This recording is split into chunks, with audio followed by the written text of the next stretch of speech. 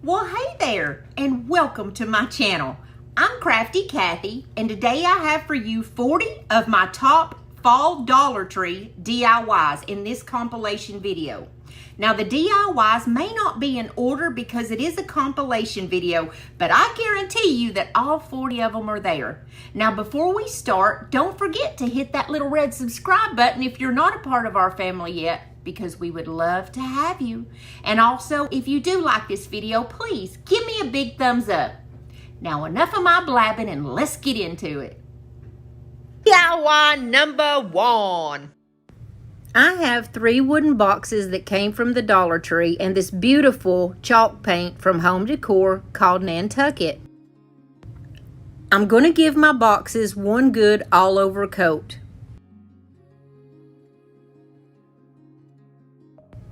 When it comes to French farmhouse, this is one of the most popular colors.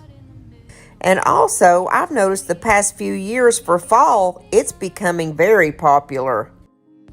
We're always going to have those traditional fall colors, but I've noticed the past few years the blues and the greens are becoming super popular. Now I'm going to speed this up just a little bit because all I'm doing is painting. I have 3 of those small pumpkins that comes from the Dollar Tree, and they have the clips on them. It looks like I maybe just spray painted those last year, but like halfway spray painted them like really quick. So what I'm going to do is just give this a couple of coats of my white chalk paint. I take the little stems off and I stick them on a skewer because I find it a lot easier to paint them that way.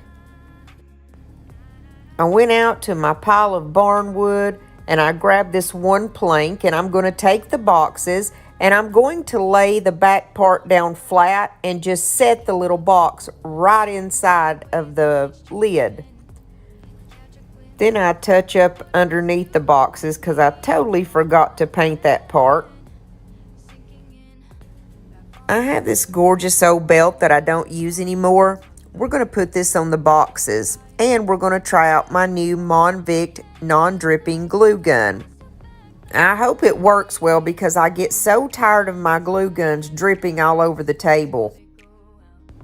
So I just glue the belt right in the middle, and I'm only going to cover 3 sides of these boxes. I just felt like these boxes needed something else, and when I looked at this old belt, the light bulb just went off. I was thinking with the dark color and the light color of that blue, it's going to be perfect with this project. And boy, was I right. Look how pretty that is with those 3 different shades of blue. I love playing around with like different shades of color and texture because it just brings this extra something to your project.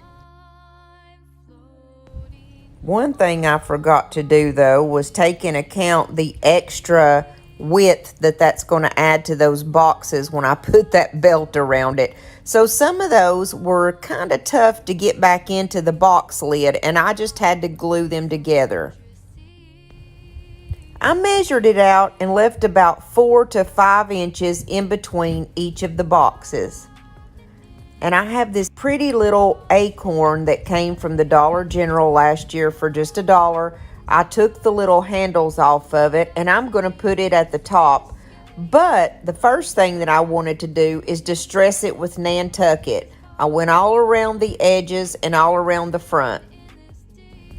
I have the handle part to 3 of those big 5-gallon paint stir sticks.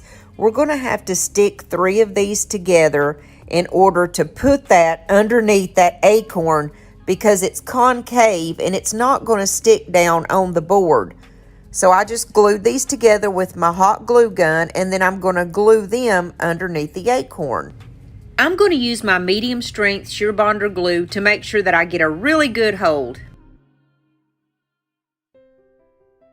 Now, hot glue and metal are not friends, so I just needed something extra to make sure that we got a good permanent hold.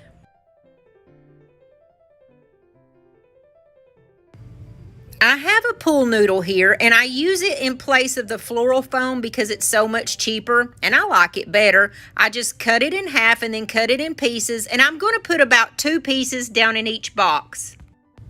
I'm just going to cut up some of my florals. I have this boxwood pick from Walmart.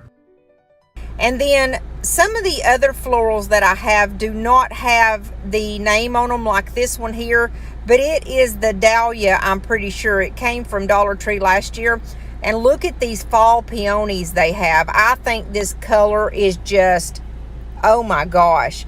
This color too is big in the French farmhouse right now, and I believe this color is going to be really big this fall.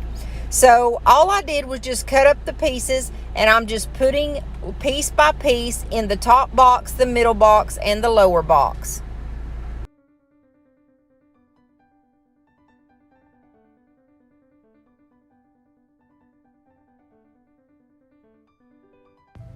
When I was happy with the placement of my flowers, I put my little stems back on each of my pumpkins, and I put one in each box.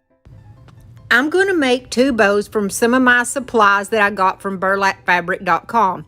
I have this gorgeous lace ribbon, but it's too thick, so I'm going to cut it up the middle, and then I'm going to use that thin burlap ribbon to make 2 small bows, and I'm going to do them in a figure 8 in that awareness bow figure. So I just pulled off that raffia that was on the top of my grateful acorn, and I'm going to place my little ribbons on the top.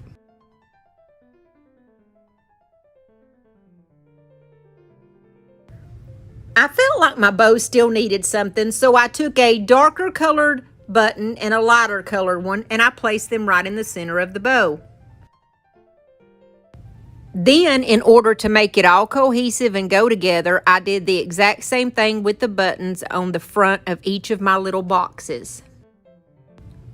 I think this gave it that extra little touch that it needed to send it over the top.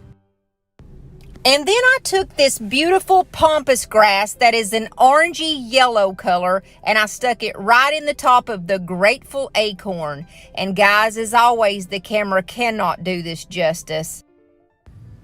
I just think that this is beautiful, y'all.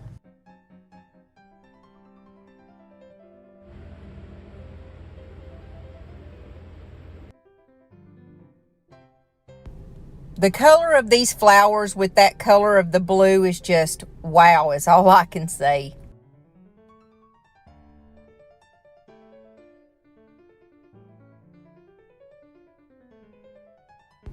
If you haven't subscribed to my channel yet, hit that little red subscribe button and that bell. What are you waiting for? We would love to have you be a part of our little family here on YouTube.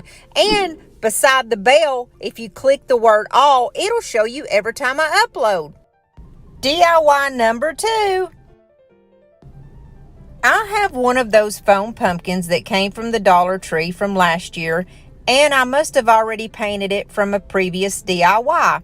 So we're going to use that, and we're going to take this beautiful fabric I got from Walmart, and it's very French farmhouse, and we are going to wrap this pumpkin in love, baby. This is the simplest thing to do. You just take out the stem at the top, and all you're going to do is basically lay your fabric down, and you're going to bring it up to the top. And there's places where I had to fold the fabric to make it all go in correctly, and there's a few places where I had to use some hot glue. But all you do basically is fold it up at the top inside that little hole, and then at the bottom I just cut that off and folded it down. Now, there was a few times that I probably could have used straight pins, and it made the fabric even tighter to the pumpkin, but I think that it turned out great. And this is very simple, guys. Basically, anything that you need to cut off, you just cut off, and you just keep sticking it through that little hole at the top. That's all you do.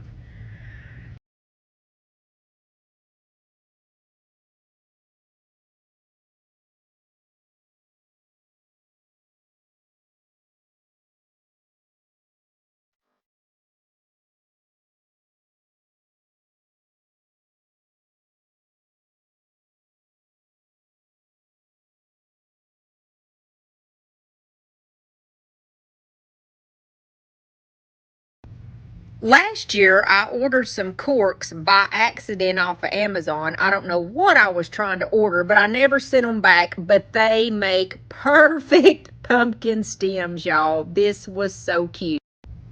I take some Dollar Tree jute twine and wound it around my hand about 5 or 6 times and just make a little bow. And then I'm using that raffia bow that came off of the Grateful Acorn. And that's all I'm going to do to this pumpkin because that's all she needs. Look how cute, y'all.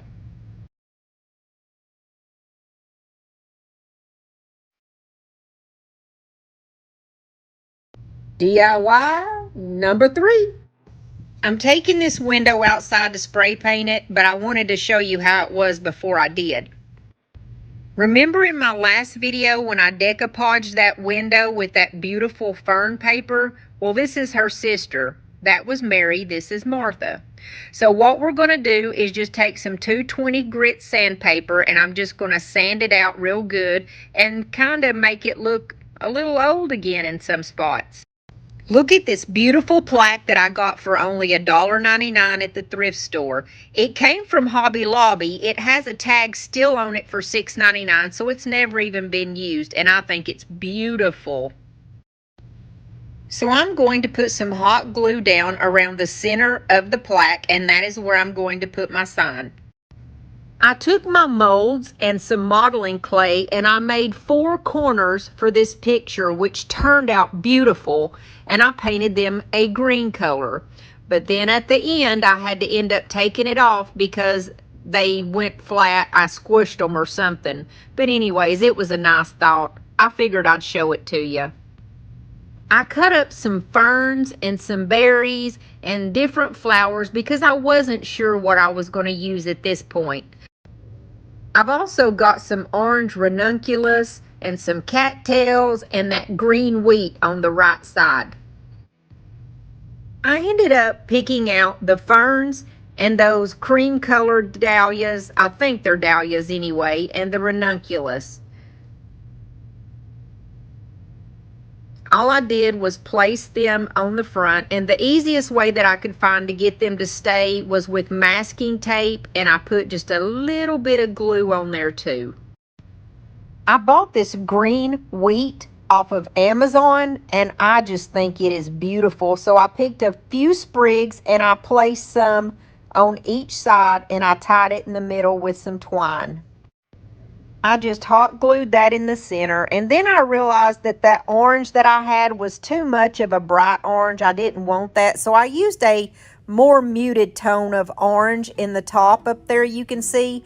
And I have one of these little wreaths that I had bought around Easter time, and I just wrapped some of those orange colored pit berries around it and put it on the bottom in the middle of the wheat.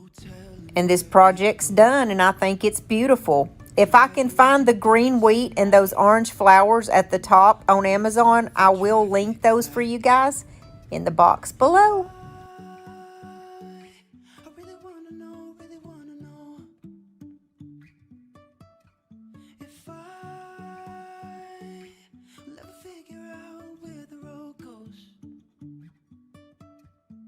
Even if I'm falling down, I will keep on searching for my highs.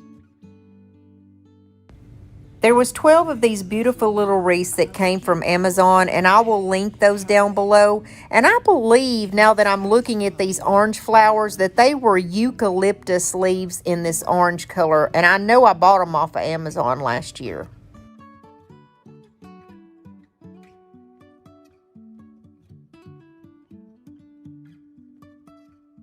Jumping from cliffs so high, trusting our wings to fly.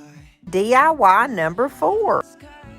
I'm going to take some of those stickers that I got from Walmart, and they're actually called thickers. They're very thick, and I like to use them sometimes for my words. And I'm going to take my Nantucket color, and I'm going to go over the word grateful. I have a little wall plaque that I got from the Dollar Tree, and I'm also going to give it one coat of the color Nantucket. I'm really digging this color. I know for fall it's definitely going to be my main color. But when I colored my plaque, I realized that I had done my words in that color too, and they can't both be the same color. So I decided that my words would really pop if I did them in white, and I went back over them several times to get them colored. Sometimes I am so dingy, I don't know where my head is. So I have this other plaque that I got from the Hobby Lobby for like $1.49, and I'm going to go over it with my antique wax that's Waverly. Then I'm going to dry it real good.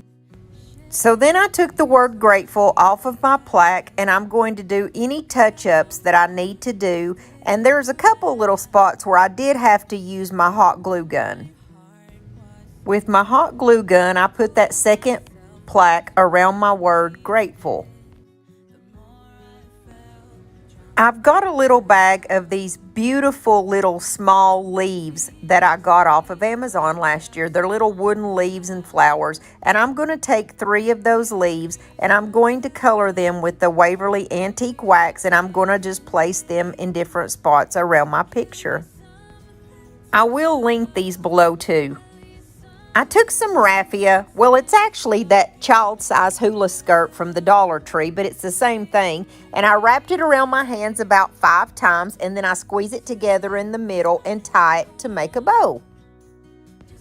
Then I take my scissors and I cut all the little loops and I fray it out so it looks almost like a little messy bow. It's so cute, and I'm going to put this up in the corner with my hot glue gun. Then I take some of those pit berries that I got from the Dollar Tree last year, and I did the exact same thing. I wound it around my hand a few times and squeezed it in the middle, tied it, and I'm going to place that over that raffia so it is just a beautiful little bow. I think this is probably my favorite project of all of these, believe it or not. I just love the colors. I love the way it turned out. And look at that antique wax with that blue. Oh, it just takes my breath away. It's so beautiful. And with those orange pit berries, wow. And who of us doesn't need to be reminded every day to be grateful? So when I look at this sign every day, I'm going to remember, hey, I've got a lot to be grateful for. Speaking of grateful, thank you guys who sent me in prayer requests. And always remember, anytime that you want me to pray for you, you leave it in the comments or at my email, and I will be there for you. I will pray for you anytime you ask, guys. I love y'all. And we're going right into DIY number 5. We've got several different little pumpkins that we're going to color up here. One of my favorite things to do. So I have all of these already spray painted white, and I'm going to use Celery by the brand Waverly. And this is another beautiful French farmhouse color, and I'm just going to go all over my pumpkin with my celery color. Then I make sure that it is absolutely dry before I move on. I ended up painting 2 green and 3 with my Nantucket color, and here comes the fun part. I've got some lace doilies that I got from the Dollar General, and I'm going to take one and cut it in half. And then I'm going to cut strips down each of these halves. Then I take a few of those strips and a lot of Mod Podge, and I'm going to place it on one of the blue pumpkins. So what I did was just put my Mod Podge down, and then I put the strips down, and then I put Mod Podge on top of it, and I had to use a lot of Mod Podge. In some spots, I literally had to saturate it, and I found it easier just to use my fingers to do this. There was a few spots that I did have to use some hot glue here and there. Then I got that beautiful fabric that I have and made little slits and cuts out of it. I took one of the long strips and went all the way around the pumpkin and just hot glued it down.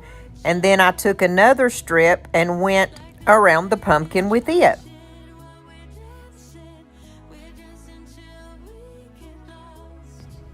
When I finished gluing those down, I did use Mod Podge to reinforce it. Then I'm going to take one of my trusty corks and use it for the top of the pumpkin. I also have a little ribbon spool that some of my baker's twine came off, and I cut it in half, and I'm going to use each one of those as a pumpkin stem also. I decided to use one of the little stems that came in the pumpkins for my little lace pumpkin. Then I take some of that leftover fabric strips that I have from that green pumpkin, and I'm just going to tie it to the top. Then I take another one of my corks and I'm going to cut it in half and use it for some more pumpkin stems. Aren't these just the cutest little pumpkins that you have ever laid your eyes on? My DIY white wax finally came in, and I found that you have to put just a very little bit on your brush, and you brush it on and basically just wipe it right back off. I'm going to slow it down so you can see with and without. The left side of the screen is with, and you can see without on the right. I also found that it's important to work in small areas, and I ended up coloring my green and my blue pumpkins with the white wax.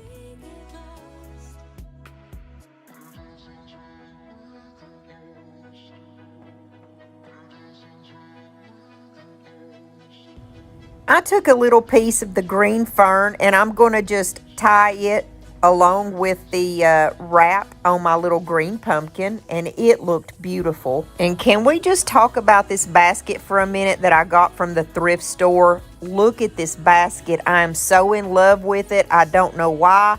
It looks like it's got like a natural green, like, I don't know, it's just beautiful, y'all. It's so pretty. So what I did was I laid my two little doilies, one on each side of the basket, and then I'm going to place all my little pumpkins back in the basket.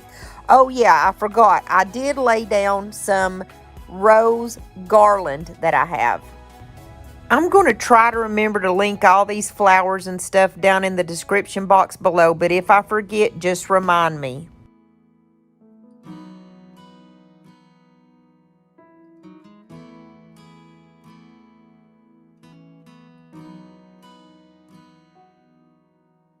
Come to the water where you will find peace.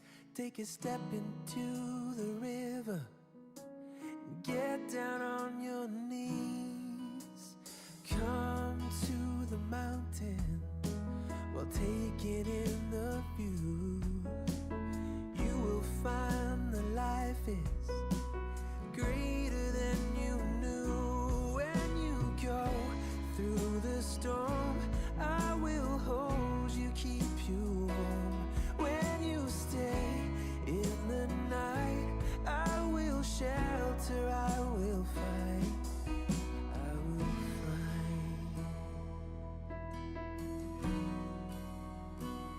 Oh,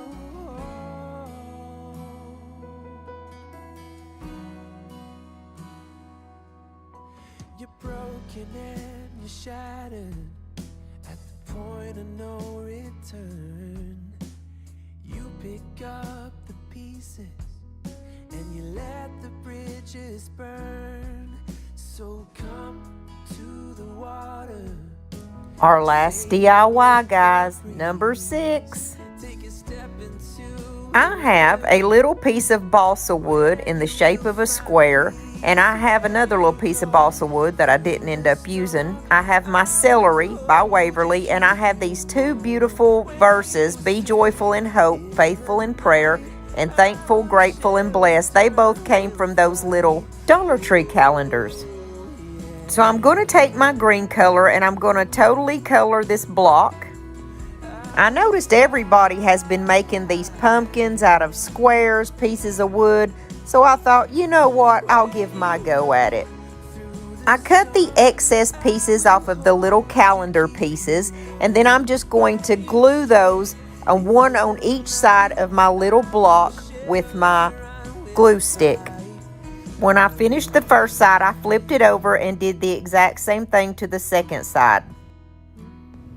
Then I placed one of those little stems in the top of it that came off of the original pumpkins. So come to the water. Then I take some more of that raffia and I'm going to go around my hands a couple of times and tie it in the middle to make a little bow. And get down on your knees.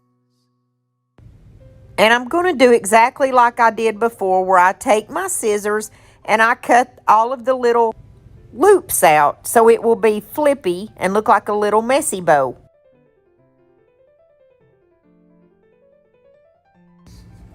Then I took some more of those little pip berries and I wound it around the end of my paintbrush so it would look like little curly leaves on a pumpkin. It is so adorable.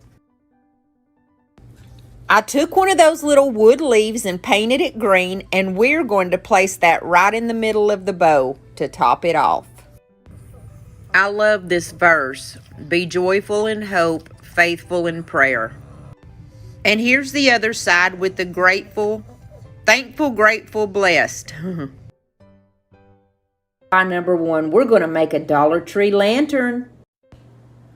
I have 4 picture frames that came from the Dollar Tree. They are 5x7s, and this is a new style that they're carrying. I'm just going to open them up, take everything out, including the glass, and I'm also going to take out those little tabs, those little black tabs that hold the glass in.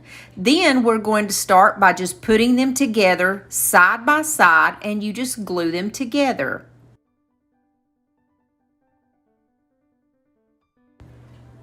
Don't worry too much if you get some glue that's showing in the corners, because we're going to totally cover that up and it doesn't matter at all. And you do just have to hold on to them for just a few seconds to make sure that they're going to stick really well. I have a package of these wooden dowels that came from Walmart, and all I'm going to do is measure to see how tall it needs to go in that little area right there where I glued the frames together. Then I'm going to mark it and cut it down with my little miter shears. After I cut it, I stained it with the Waverly Antique Wax with just a baby wipe. And all I'm going to do is go down the seam, and then I'm just going to lay the stick right in the middle of the seam, and I'm going to do that all the way around. There's only 4 sticks that you have to put on here, and it's very simple, guys. This is such an easy DIY, and it turns out beautiful. I think this is just the second lantern that I've ever made on my channel, and I like this one a lot better because I put a little extra to this one. To make the bottom of the lantern, we're using these jumbo popsicle sticks that come from Walmart. All I'm going to do is lay them across the bottom. It took 6 of them, and then I mark them where I need to cut them. I cut them off with my miter shears, and then I'm simply just going to glue them to the bottom. And I used the first one that I actually cut to be a template for the rest of them. It was super easy. And I'm just gluing each one to the bottom here. Now I'm just going to glue the glass back in each one. I was trying to get my glue gun to fit exactly right to do this, so it was a little tedious whenever I started getting a couple glasses in there. But you know, there's a little lip already made out for the glass, and all you do is just put a little bit of that hot glue and lay your glass on it and just give it a second so that it can stick.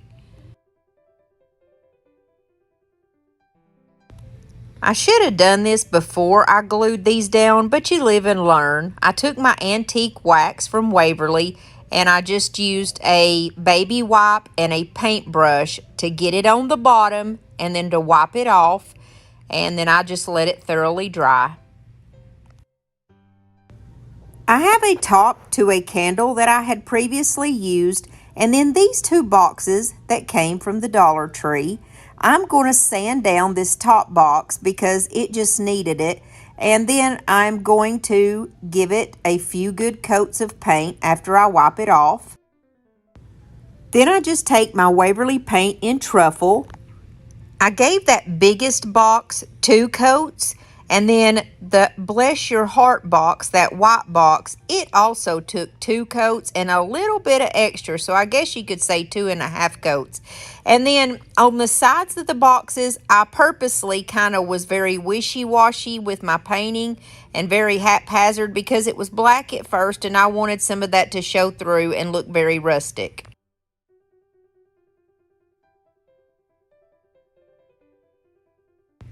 The very top piece, which is the top to a candle, was already painted with the Antique Waverly wax, but I painted it with the truffle also.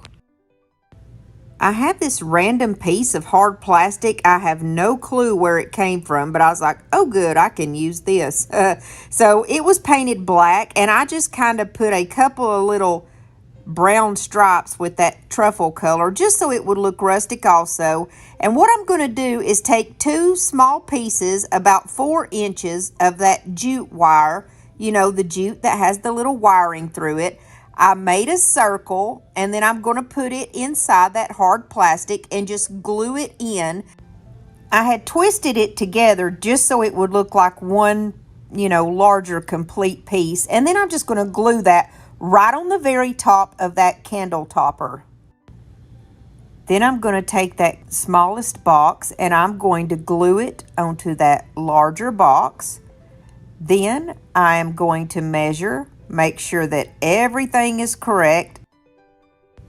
Then I put that candle topper on the very top, and that is the top of my lantern. I've got some of those wooden dowels that come from the Dollar Tree, and I'm going to take 4 of those and I'm going to paint them with the antique Waverly wax. Then I just wipe off the excess with the baby wipe. They just so happen to be the exact size of that smaller box, and so I glued one to each side of that box to cover that little area that was kind of open. Then I burn off any little fuzzy flyaways that's on my jute wire. I decided to kick this lantern up a notch. I'm going to use this little candlestick that I got for $1.99 at the thrift store. And I'm going to place my lantern on top of it so it will be beautiful and a little bit different from the other lanterns that I've seen before.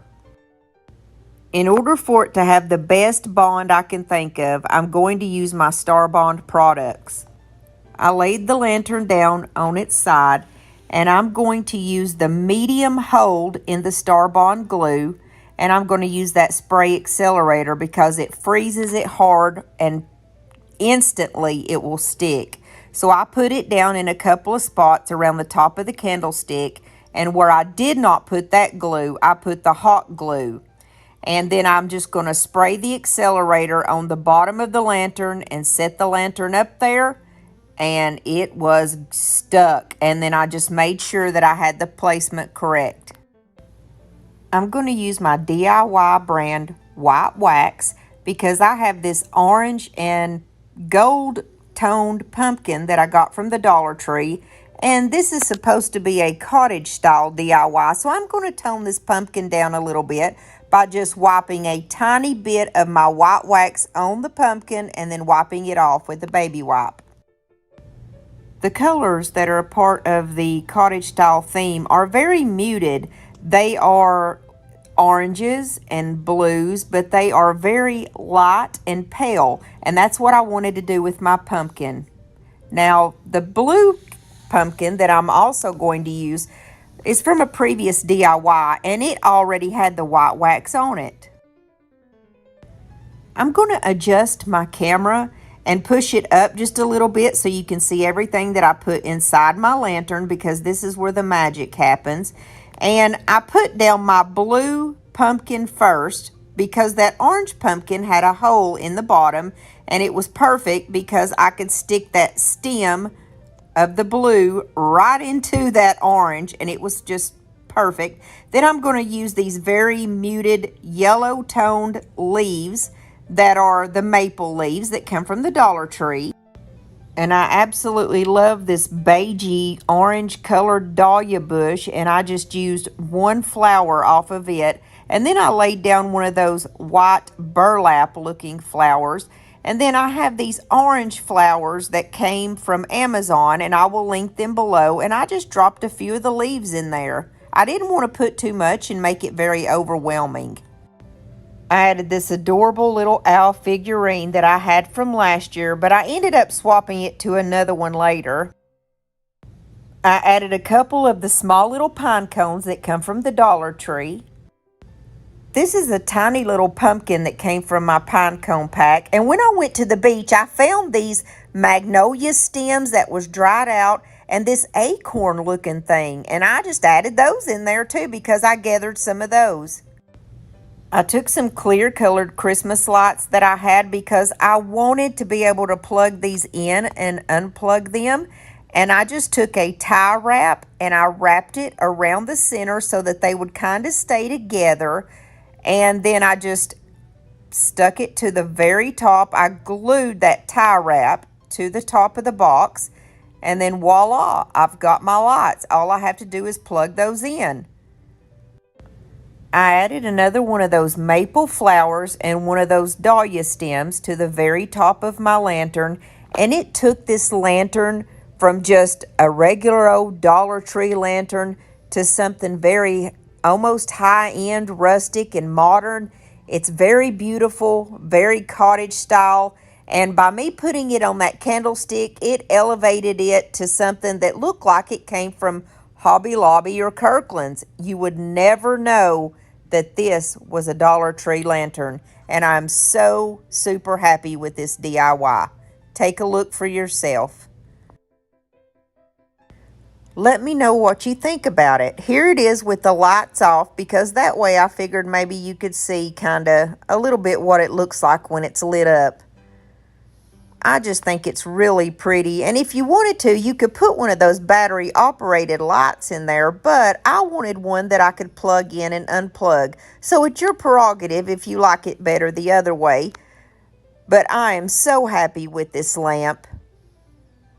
I hope you guys like it. Hey, and if you haven't subscribed to my channel yet, don't forget to hit that little red subscribe button. And see that little bell beside it? Click it. And a drop-down box will pop up and you can hit all and see all my videos when they come up on YouTube. Let's go into DIY number 2. We are going to make a beautiful wreath by using these simple florals, and look at this cute little truck that came from the Dollar Tree. It was in one of those little things that you stick in the ground outside. And then I'm just going to use these random little florals that come from mostly Dollar Tree. Some of them came from Amazon. And these beautiful white pumpkins, they were from Dollar Tree this year, which I absolutely love those. I'm simply going to take these green ferns that come from Walmart, and I'm just going to put a couple of those in the bottom, and I'm only putting those in for filler. After I added the greenery, I took one of those leaf garlands that came from the Dollar Tree, and I just simply wove it around and kind of wrapped it around my wreath. I didn't glue hardly anything to this wreath because I like to reuse my stuff, and if you use glue, you have to pull it off and it can damage it. So I just kind of wove it in and out where it needed to go. A lot of these flowers were twisted and turned around and all that stuff where they had been in a box for a whole year, so I had to just kind of straighten them out and play with them and get everything in position of where I wanted it.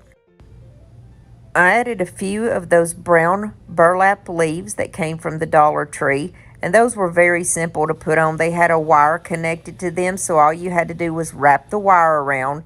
Now, here I showed myself putting down 2 or 3 of these leaves, but in the end, I only used one. I cut the stem off of this beautiful bright orange eucalyptus stem that I got off of Amazon, and it is in my Amazon store. And I just used a couple of the sprigs. I put them on the sides and then 1 or 2 up toward the top. And it was just to give it a little bit of color, a little pop of color, and a little filler at the same time. I have a stem just called pumpkin filler, which is basically these small pumpkins with leaves. And I used 2 of those stems. And then I must have done this off camera, but I also added some of my favorite flowers from Dollar Tree this fall called bittersweet, and I added a cattail and a cotton stem. I stuck one of the small white pumpkins from the Dollar Tree on the very bottom. I had 2 black tie wraps that I'm going to secure together because I'm going to lay them down on the back of this truck. And I have 3 of the tumbling tower pieces that I had glued together to make like a little plaque. And I glued that on top of those tie wraps.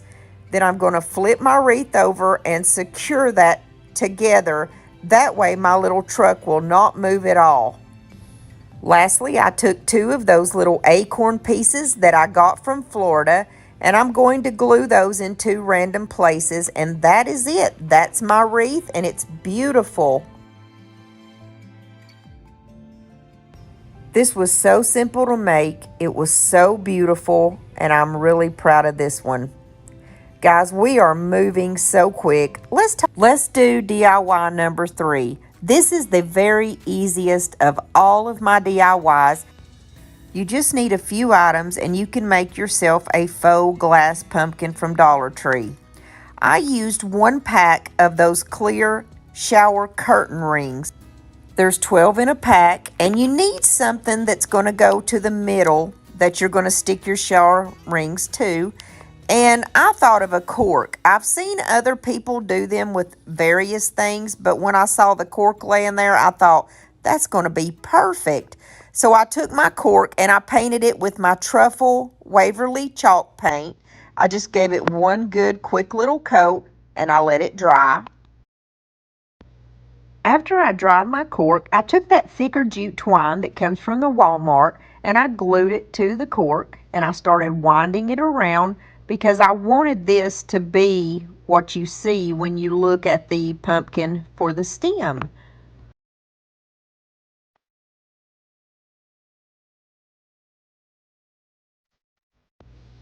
I cut my twine off, and then I burn off all the little fuzzy wuzzies that comes on the jute. Just be careful when you're doing this. This intimidates a lot of people, but I used the fire for a long time and I haven't burned anything down yet. So I just try to be very careful. So you just put some hot glue on the 2 sides that connect. You know where the shower curtains, where you would clip them together, and you put your glue and you just hold it to the cork for just a few seconds so it will stick. I put 1 on each side, and then I put another 1 and 1 on the sides. You can see what I'm doing. It's probably easier to watch what I'm doing here than it is to explain. So I had a total of 12 of these little shower curtain rings, and I used all 12 of them. Now you can use 8, and 8 would look great. It's not going to really matter, but I wanted to add the couple extra of them because I had them, so I was like, yeah, I'm going to do that. I'll show you what it looks like with 8. Like here is 8 right here, and if you look, my pumpkin looks totally complete with just 8. But I had to go a little extra, so I added the other 4. I saw this in the Farmhouse DIY Facebook group that I'm a part of, and I thought it was an excellent idea. And then they took some paddle wire for the middle. I didn't have any paddle wire. I took this silver pipe cleaner because the silver wouldn't even show, and actually I thought that was a better idea than the paddle wire. You know, that's a good thing, is you can take something that you've seen and you can add your own creation to it and make it all your own, because I haven't seen anyone else use the cork either. So what I did was run it all the way through those rings, and then I tightened it up and then clipped off the excess. And pretty much there's your pumpkin. You can stop right there if you want to, but I didn't want to. I wanted to add a little bit of extra embellishments. I took some of the Waverly moss chalk paint, and I'm going to paint 2 of these little wooden leaves that I got off of Amazon, and they are linked below in my Amazon store. And I just used my finger to make the shape of the rest of the stem of this pumpkin that I wanted. I just knew I was going to burn my finger off, so I thought the best thing to do would just be to take the twine and run it around a cork. And what I did was I would take the glue and put it on the jute twine and then wrap it around. So basically, I am gluing the jute twine to itself only to make the rest of a little bit of a stem, because I didn't think the cork was enough.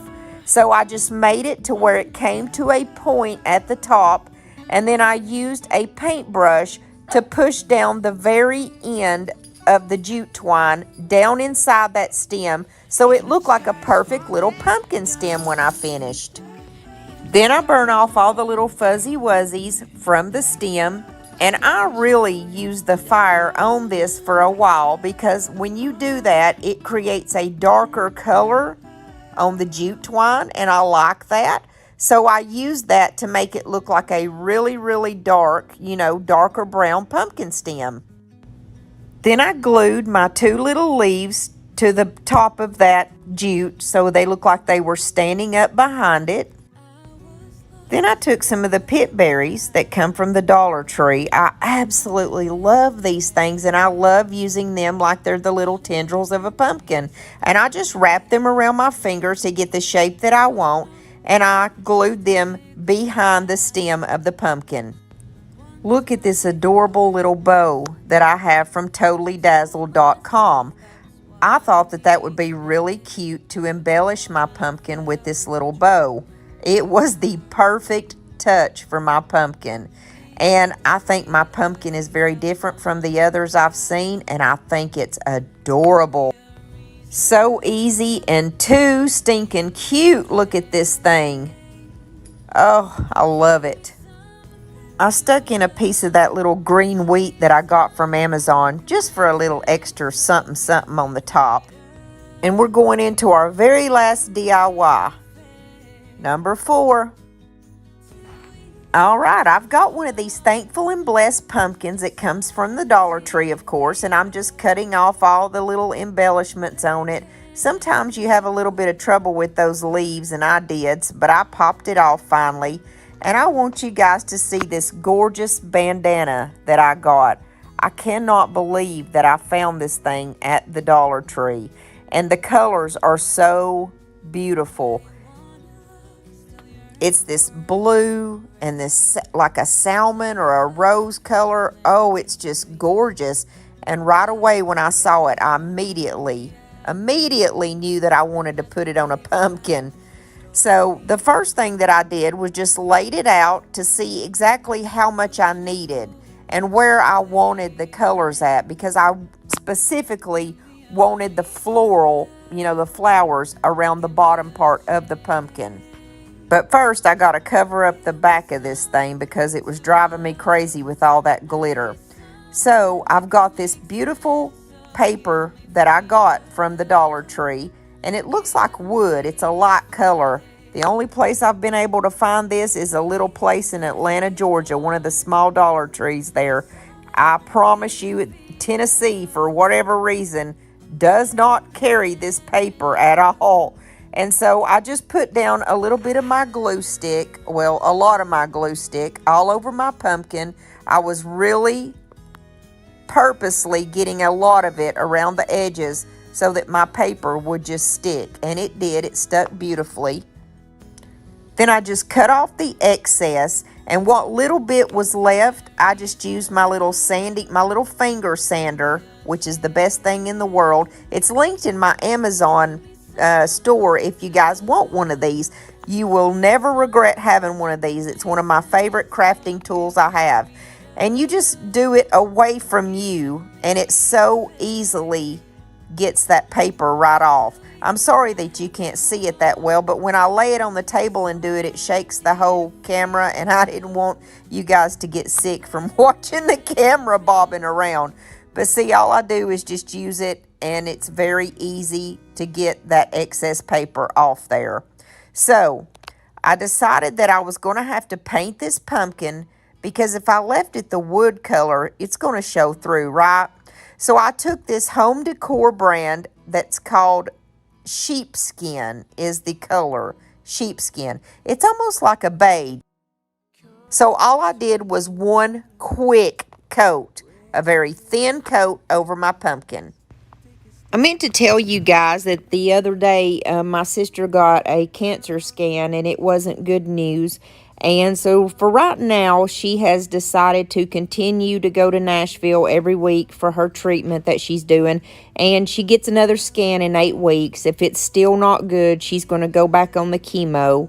And I thank each and every one of you guys who've asked about her, who've prayed for her. And just know that I pray for every one of y'all that asked me to also. And we love y'all.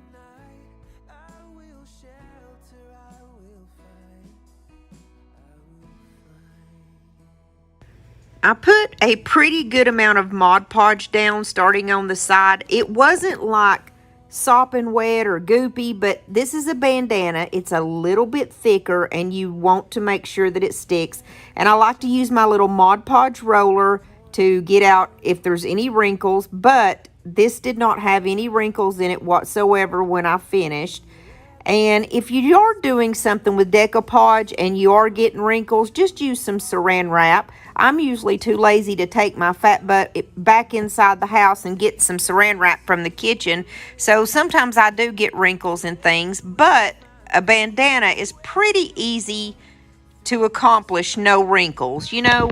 So this turned out very well. And then I put me a good layer of Mod Podge over the top when I was finished and then let it dry completely before I went on to my next step.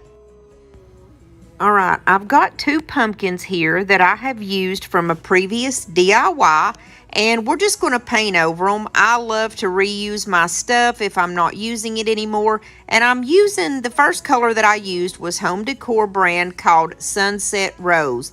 And look how beautiful this color is, y'all. But after I painted it, I realized it's not the color of pink that I want. Like, it wasn't really bright enough. It wasn't that exact color of pink that was in that bandana like I wanted. So I went ahead and dried it, but then I swapped up my color. And the second color that I used was called Salmon. And I painted the other pumpkin, the small one here, with sheepskin, which is that Home Decor color. I'm so country, it's hard for me to say this, but it's salmon. S-A-L-M-O-N, like the fish. That's this color. And this is beautiful. It is the exact color that was in that bandana. And this is like my favorite colors, like that blush, rosy, peachy pink kind of color. My favorite color. So I absolutely loved these. Then what I did after I got these good and dry is I took that sheepskin color and I'm going to make the little dimples or the little indentions in the pumpkin with the opposite colors.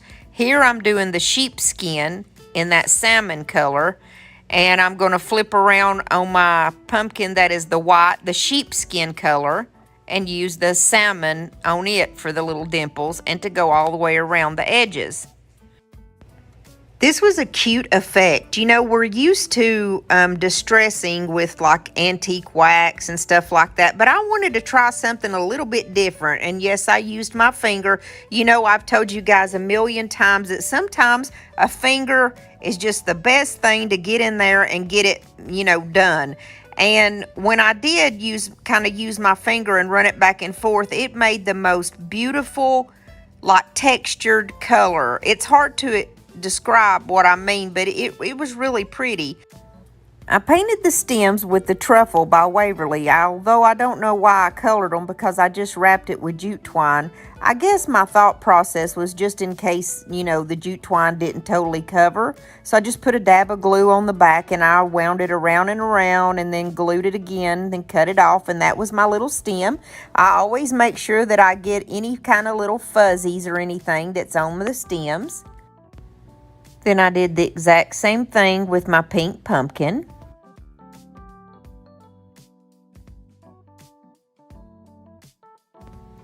Now that the Mod Podge is dry, I used scissors to get as close as I could to the pumpkin, and then I'm going to use my little finger sander to get the rest off. It worked like a charm. Then the same process, I wrap the stem with the jute twine and then I burn off all the little fuzzies.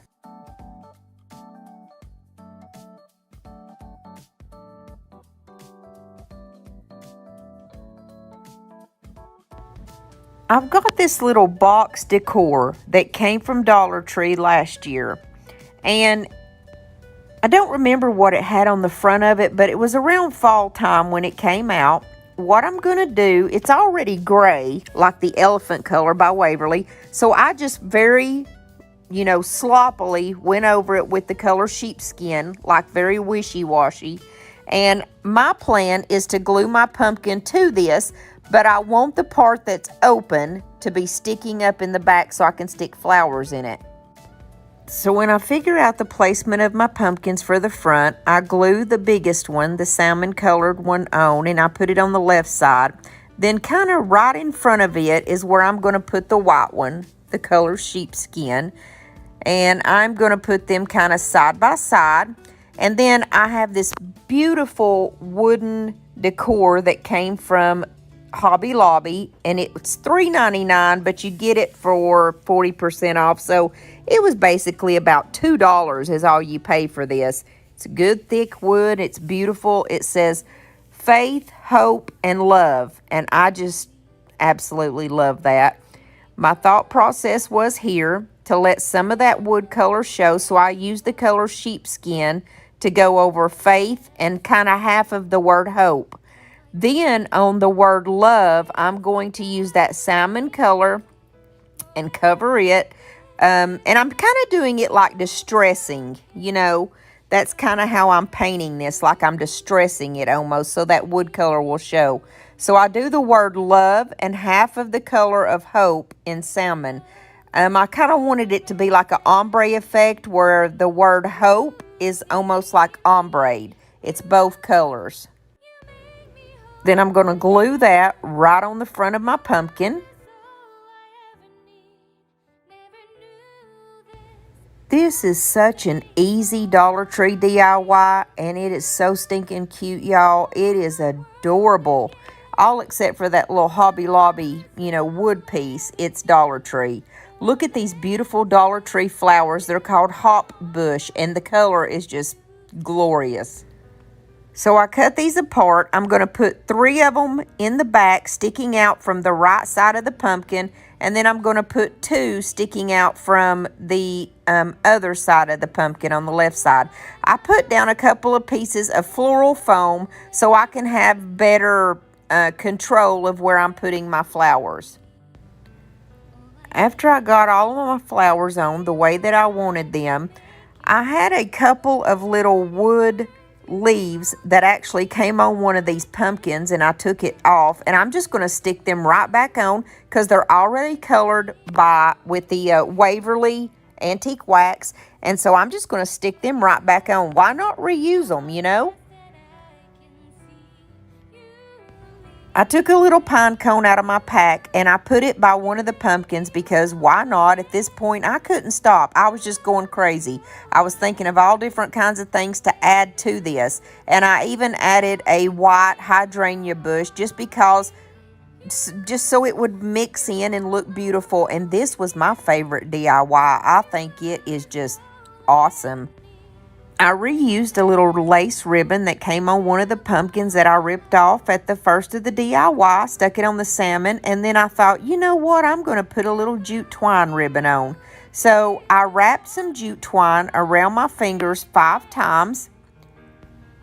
Just a very simple little jute twine bow where you tie it in the middle, and this thing was just beautiful. This is my favorite. I think this is just too stinking cute.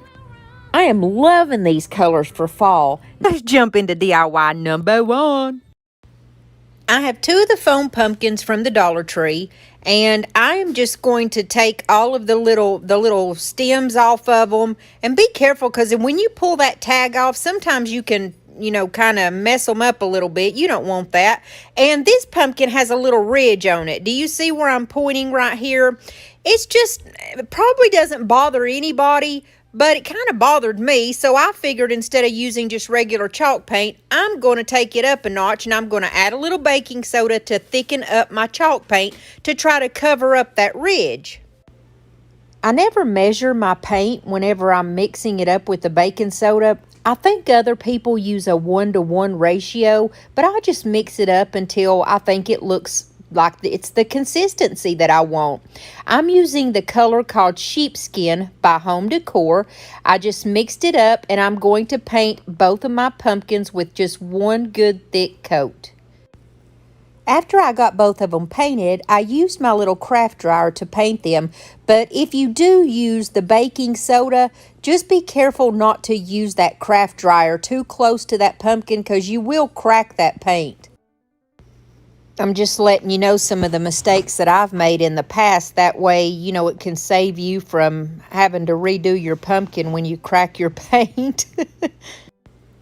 I actually had to throw one of my pumpkins away because I saw other people use spray paint on these things, but I think I used it too close. And look at this pumpkin, guys. It looks like I burned it or something. It looked crazy. So anyways, I've got this beautiful napkin. Look at this beautiful farmhouse napkin we're going to use. Now, you know, with the napkins, you have to open them up and you've got 4 seams. This one actually had 3 plies, and you want to take your plies off because you only want that top ply.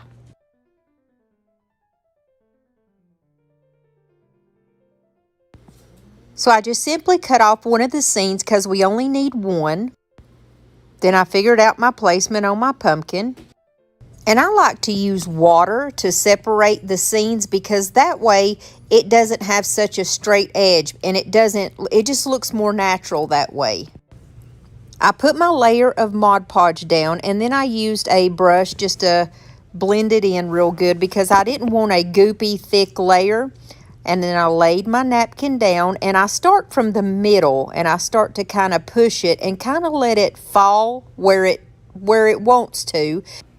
If you don't force it, you will have little to no wrinkles. And the big secret is to use saran wrap.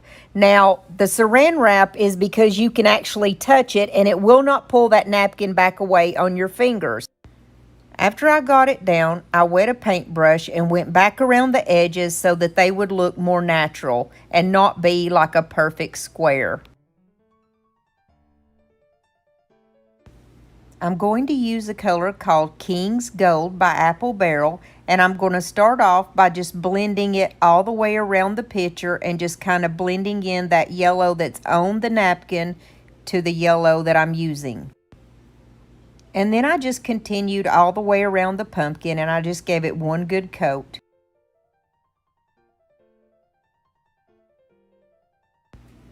I'm going to use Apple Barrel Chocolate Bar to paint a cork, this brown color.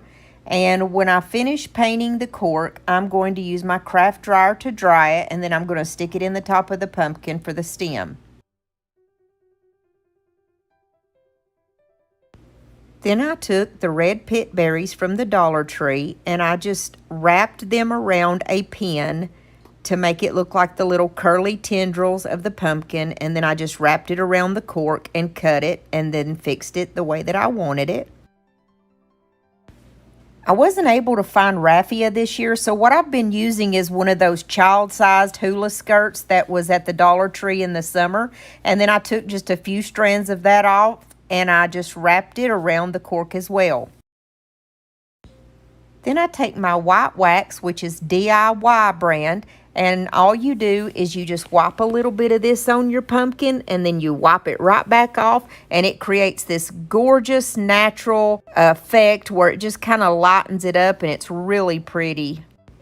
Of course, you don't have to do this step, but it just gives it another dimension and a lot of texture and layers. It's just really pretty.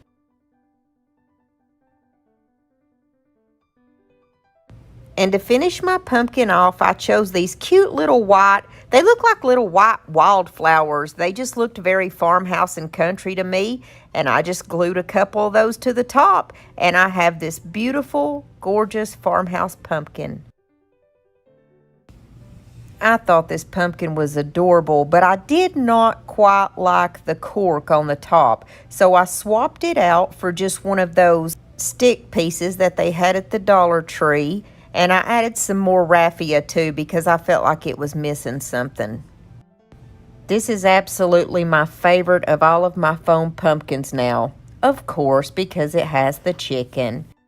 Hey, if you haven't subscribed to my channel yet, what are you waiting for? Hit that little red button and that bell and then click all. That way YouTube will let you know every time I put on a video and you'll be part of our little family.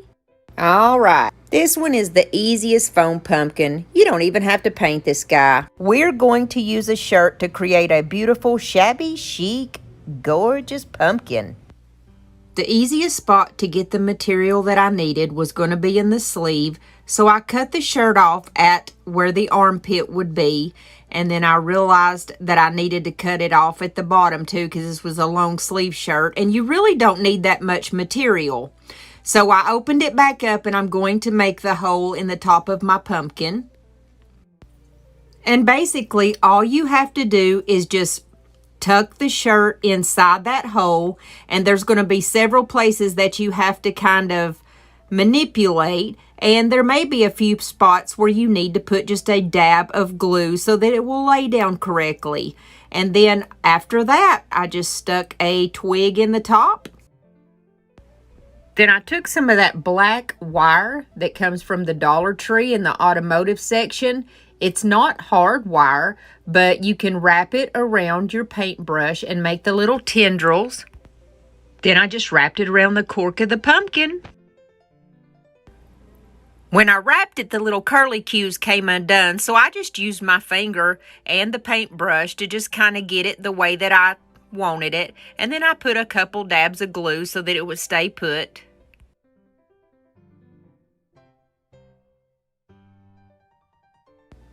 I had some of the lamb's ear that comes from Walmart, and I pulled off a couple of the leaves, and I'm just going to stick these to the top.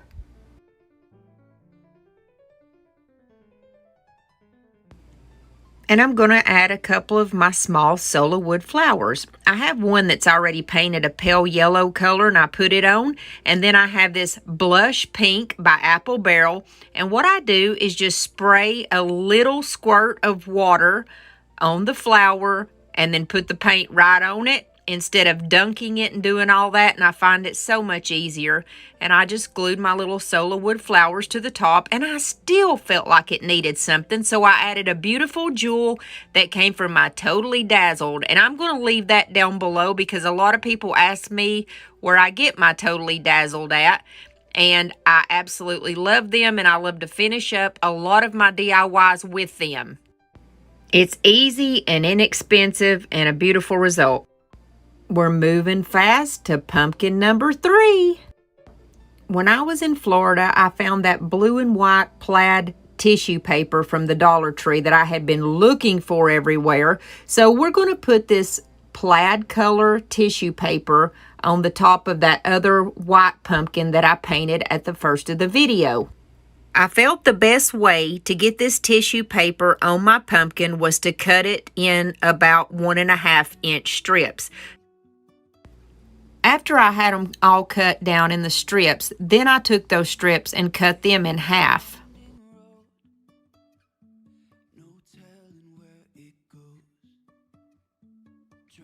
I put Mod Podge down on my pumpkin again, a thin layer, just like with the napkin, and then I laid down the gift paper just like I did the napkin. I kind of let it go as it wanted to, and I pushed in those ridges. Then I used my little Mod Podge roller because that helps get out the wrinkles too. I went all the way around this pumpkin and got the whole thing covered. And then at the very end, there was a few places where I had to fill in with little squares. I didn't need the whole strip anymore. I only needed squares. And the places where I did have to patch it up, you couldn't even tell because it's plaid and it all goes together and it looked perfectly natural. I also found that sometimes instead of using that roller, it was very effective to use the end of my paintbrush and roll it with that because it fits perfectly in the little ridges of the pumpkin. Trusting our wings to fly. Sometimes we're crashing down, but we get up and start from the ground. And When I got it covered and let it dry, I took those little jewel tone stickers, I think they're called, from the Dollar Tree. And you know they come off in a long strip. And I just went all the way around to each of those ridges and put them down inside each ridge. I really think this color goes very well with that dark blue. It's almost like an amber color.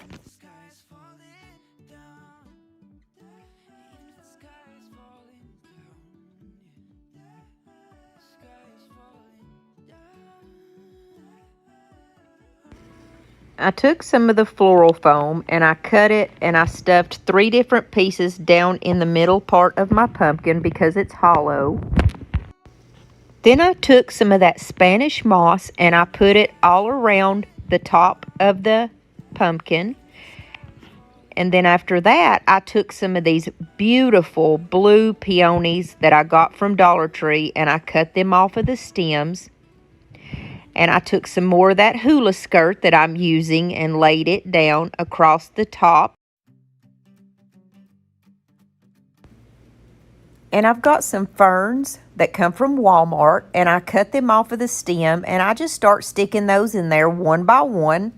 And then I'm going to add some of those beautiful blue peonies. I just think that color is so pretty for fall this year.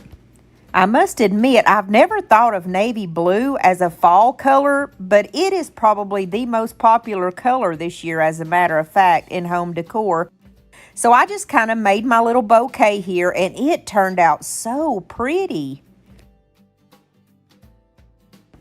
I had some more small flowers called bittersweet. They came from the Dollar Tree. I cut them off of their stems and I cut them kind of tall and I started sticking them toward the middle part because you always want your tallest stems in the middle. And it just turned out being a beautiful bouquet with that navy and the yellow and the red. It was just perfect. And then I have some cute little owl wood pieces that come from Hobby Lobby, and I'm going to take the King's Gold again, which is that yellow color from Apple Barrel, and I'm going to paint one of them with that. Then I just took some of the antique wax by Waverly and I'm going to go all around my owl with that. I'm going to use my little short chippy brush. A lot of people have asked me about those brushes, and guys, they are totally out of stock on Amazon. I have it, you know, in my Amazon store, but they've been out of stock for a while. So I just go all DIY number 1. I got this amazing paper off of Amazon, and it has all different fall motifs in it, and it has a lot of the little red truck, and I love that. So what I'm going to do is cut off this second little picture here of the red truck. Stop for traffic lights. Then I cut out this small section that just had the words on it. It said like crisp leaves, falling leaves. I'm not sure what all it said there. Then I take my Waverly chalk paint in the color Truffle, and I'm just going to give this little flower pot one good coat.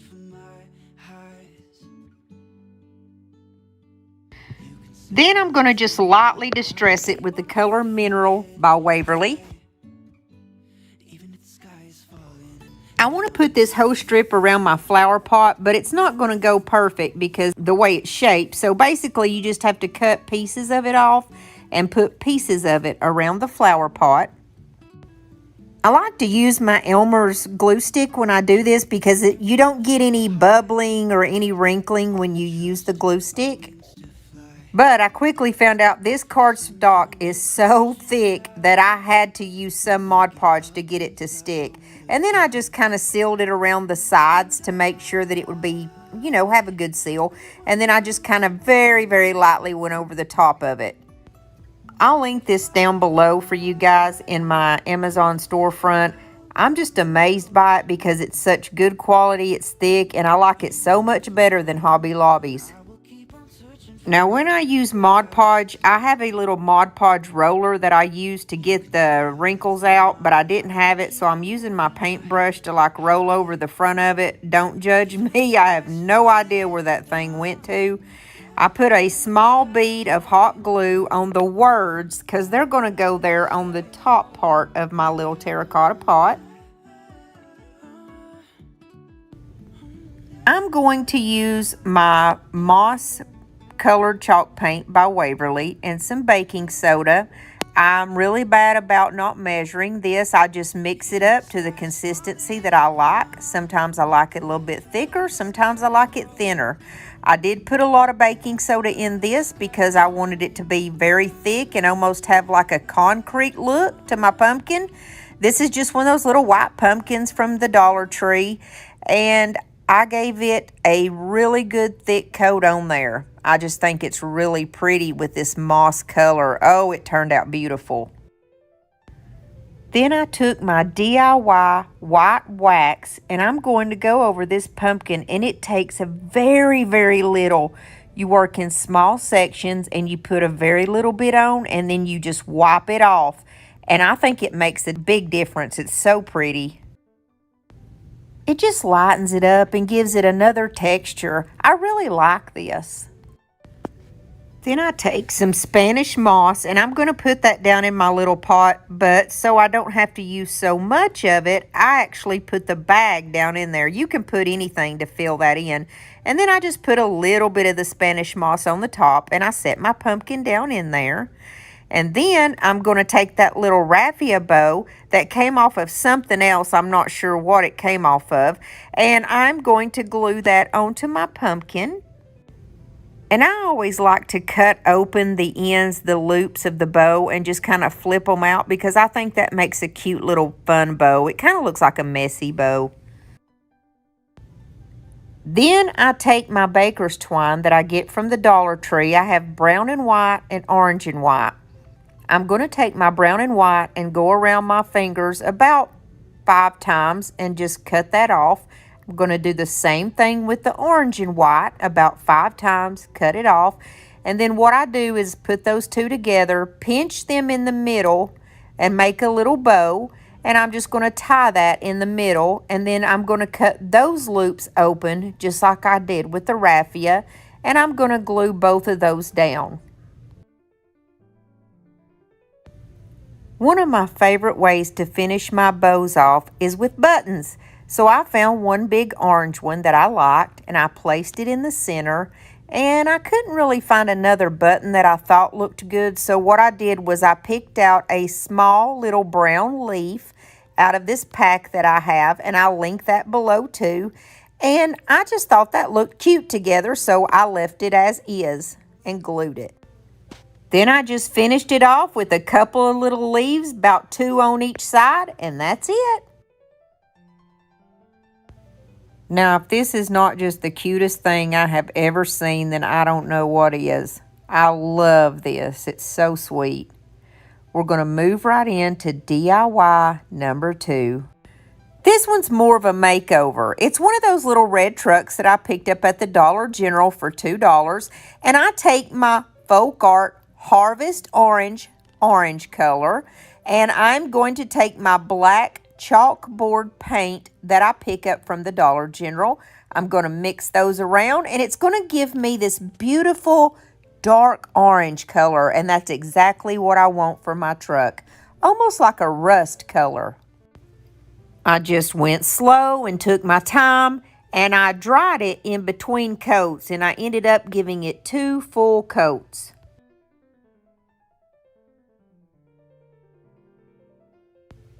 Then I took my Waverly Truffle color, and this is the color that I'm going to do the wooden bed in.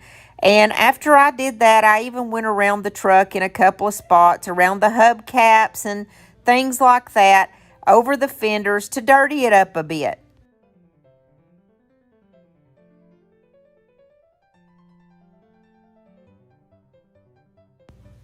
Then I take my black chalkboard paint that I get from the Dollar General and went over the wheels. I also outlined the whole truck with this black. I went around the windows, I went around the fenders, I went in every little groove of the bed just to make it look more real, and it really livened it up. After everything dried, I got out my white and went over all of the white areas of the truck. In that pack of cardstock that I bought, it came with some stickers, and I took one that said I love autumn and put it on the door on one side, and then I put a little pumpkin on the other door. I got some little berry picks from the Dollar Tree that were orange and red, but we need them to be all orange because they're going to be pumpkins. I pulled that succulent out of the back of the truck, and then I stuck all those little balls, the little orange balls, into a cup with some orange paint and just a little spray of water. Shake them around and it coats them perfectly. And then I shake them around as I'm drying them with my little craft dryer, and they came out perfect. They were perfect little pumpkins. And these babies are going back in the truck because they are going to the pumpkin patch, guys. And look what a transformation this made on this little Dollar Tree truck. It's so little and it's just so cute. And this is the other side with a pumpkin on it. Hey, if you haven't subscribed to my channel yet, what are you waiting for? Hit that little red button and that bell. And that way, you'll be notified every time I upload a video and you can watch me every time, which I would love. DIY number 3. This one is the easiest DIY of them all. I try to put in some super simple ones and some ones that are a little bit more difficult for every skill level. Basically, this is one of those little owls that comes from the Dollar Tree, and I have folk art color called King's Gold, and I gave it 2 coats. I made sure to let it dry in between the coats.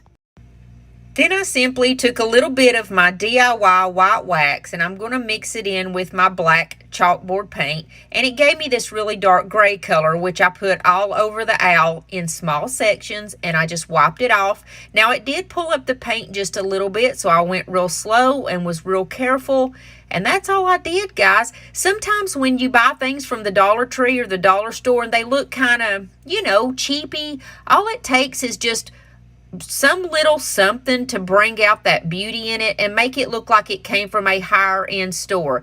That's all I did to this one, and I'm very happy with the outcome. It made a big difference. Now this is going to be DIY number 4 and 5. I learned how to use my jigsaw for the first time. I wanted to cut out 2 pumpkins, and that's my big sexy self you see there. And I love my barn wood. What I did was I drew out the pumpkin pattern on the barn wood, and I am no artist, y'all. So, and this is the first time I did the pumpkins, but I am really pleased with the way they turned out. It was a simple circle. And one of them I want to have a 3D effect, so I put, the circle in the front of it. I'll show you in just a moment. I made one out of barn wood and then one out of some wood that we made our deck out of. I have to admit it wasn't as easy as it looks, and I just knew that those nails over there beside my pinky was about to go up in my hand and out the other side the whole time I was doing this. But by the grace of God, I made it through, and I came out with 3 little somewhat round shapes when I was done. No, that's not me singing. I would never do that when I'm alone in my craft room and smack my pumpkins. But anyways, I gave them a quick sanding and then figured out how I was going to lay them out. I mixed that harvest orange color and the milk chocolate color by Folk Art to get this dark orange color. To me, that just looks more like the natural color of a pumpkin, and I got both sides really well and all around the sides. And on the barn wood, it almost turned out looking like a stain more than anything because that barn wood really soaks up color, and it just turned out so pretty. It was just very lightly colored. Then I took my DIY white wax and I did exactly like I did before. You just put a little bitty bit of it on and then you just wipe it back off with your rag. So I think the best type of stem for these is going to be a stick from the good old yard. They're free and they are very abundant. So I went and got one and I glued it to the top, and then I glued that front piece on to make it look like a 3D pumpkin. I took a couple of my leaves from a Dollar Tree garland and I glued them to the top, and then I used my pit berries to make the little tendrils for the pumpkin. And what I did with those is take them and wound them around the first thing I saw, which was a paintbrush, and that gave me that rounded shape. So I went around and around to make the little tendril, and I stuck it right on the top. I had a pack of a whole bunch of words that I got from the Hobby Lobby, and I picked one that said Gather, and I painted it with my truffle paint by Waverly, and I did kind of just a little wishy-washy paint job on it, just a real quick sloppy job actually. And then when it dried, I took my DIY wax paint and I went over it like I had before, just a little bit, and then I wiped it off. And I took that and I glued it to the very front of that pumpkin after I sanded it off. And I think it was the perfect ending to the perfect little pumpkin. And it was my first pumpkin ever made with my jigsaw. I think it turned out really cute. And let's get to DIY number 5, the other pumpkin. Now this one, if you remember, is already painted, so we just had to put the stem on the top, and I also put the leaves on the top. I made the tendrils out of the little pit berries just like I did the others. I wound it around the paintbrush a couple of times and it makes the perfect little curls, and I curled it around the top there. I added a small little bunch of berries that came off of one of my florals, and that's all I had to do with this one. That's number 5. Let me know which one is your favorite pumpkin. Do you like the barn wood or do you like the regular wood? I'm partial to the barn wood. Let's do number 6.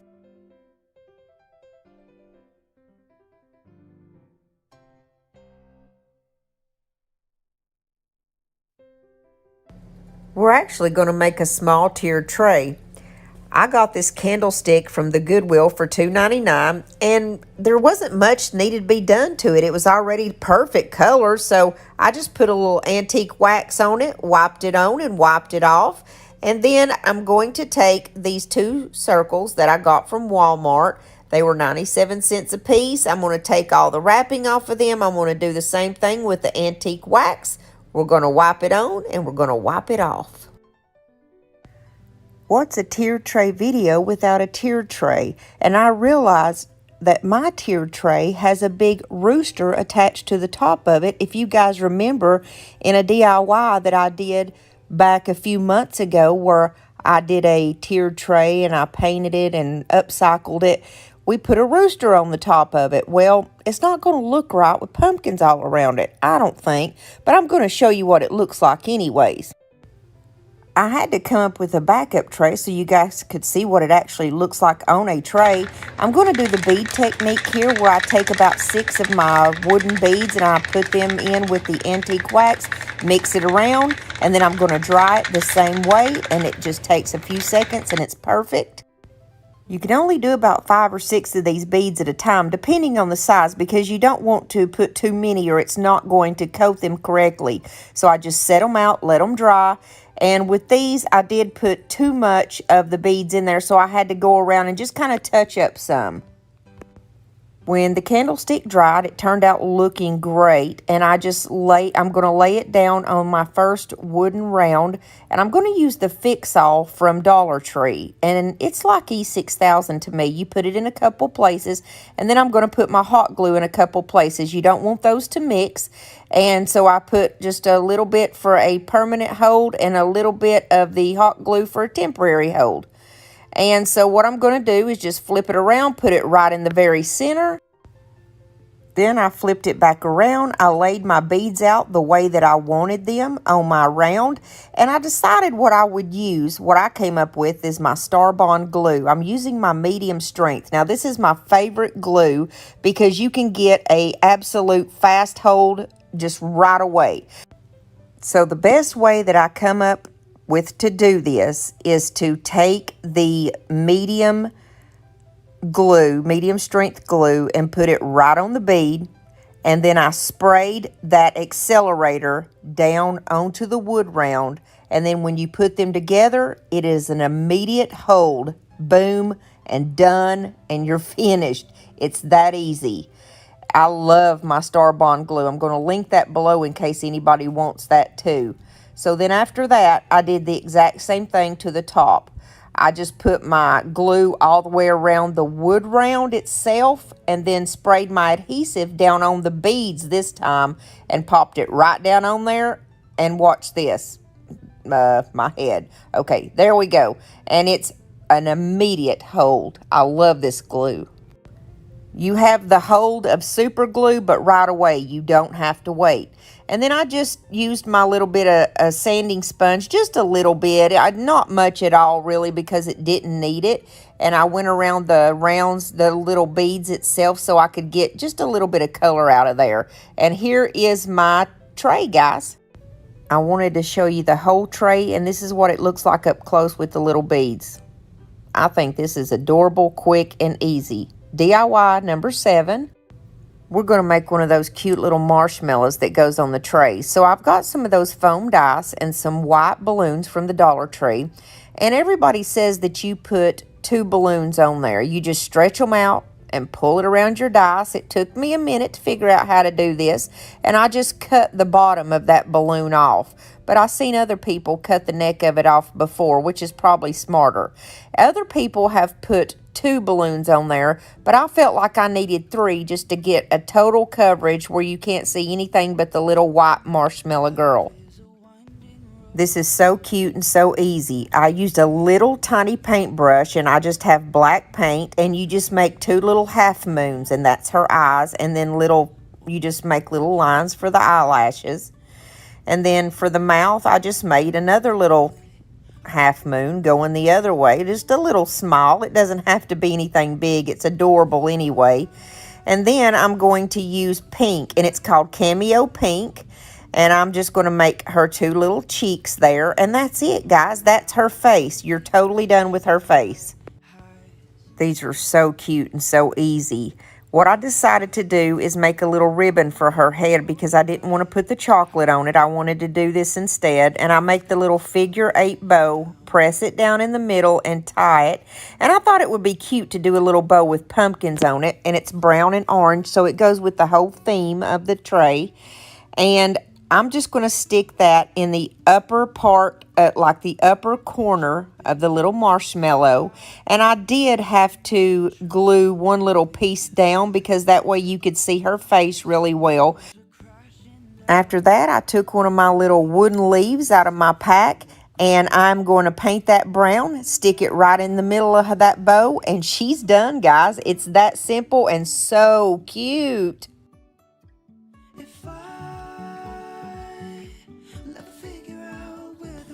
Look at me! I'm a chubby little marshmallow and I'm so cute!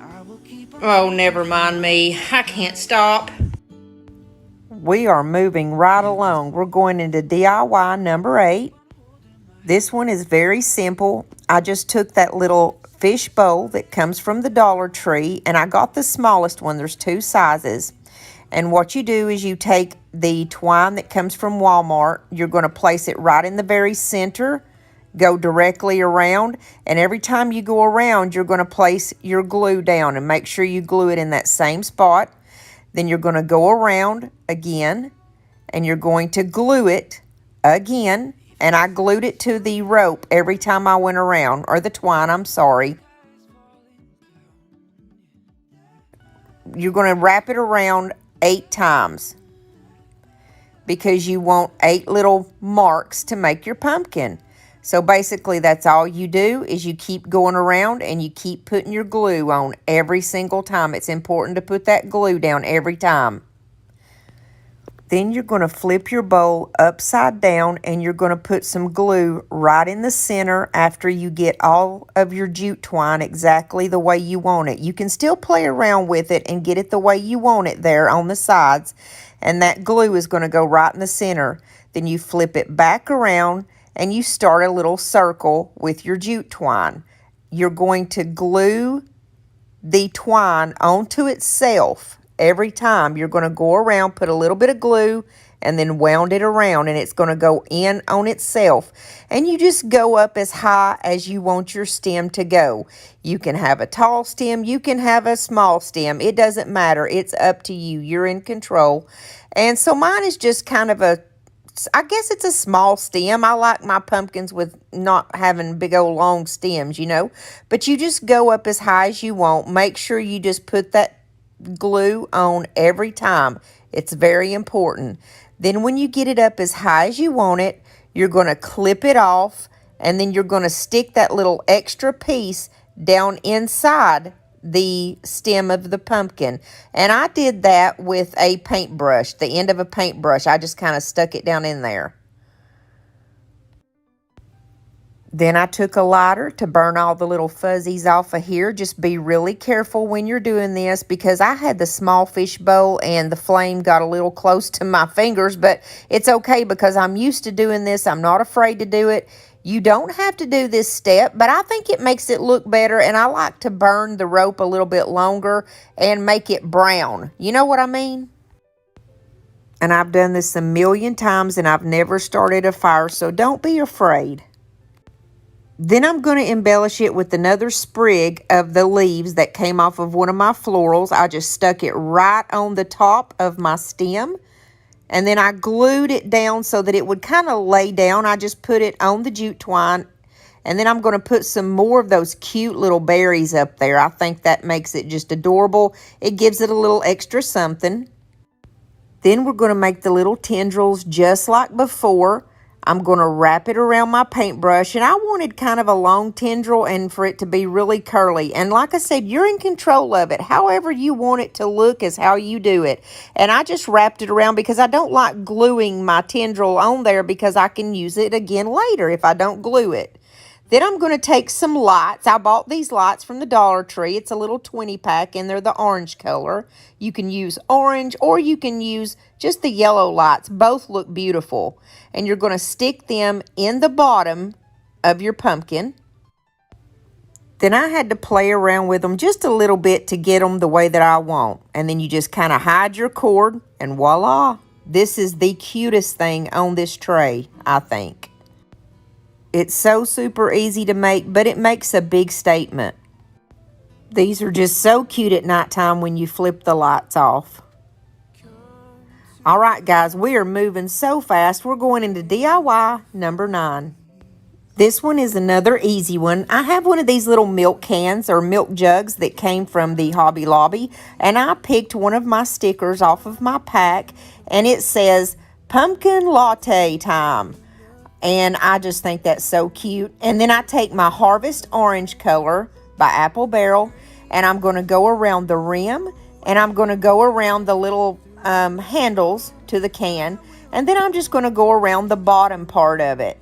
I'm just kind of outlining everything on this with the orange. I found that I had to go over the handles a couple times just to get them to show up the color, you know, the brightness that I wanted. But I thought this was so adorable, and it just added a little something to the tray.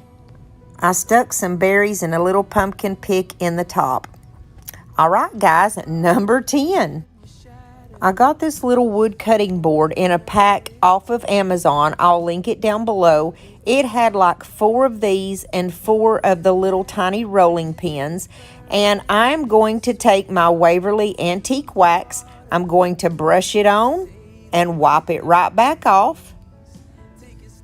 I wanted this to be a little dark, so I kind of kept most of it on there. I just lightly wiped it off.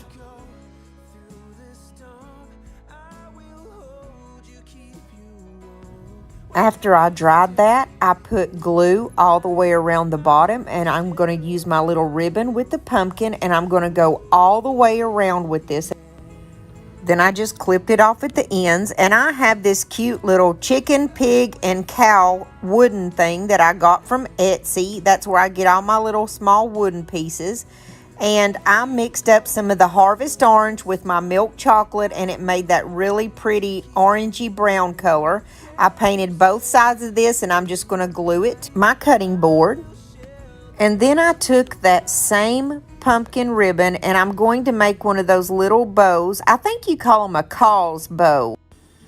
No, I'm sorry. They're called an awareness bow, like the cancer awareness bow.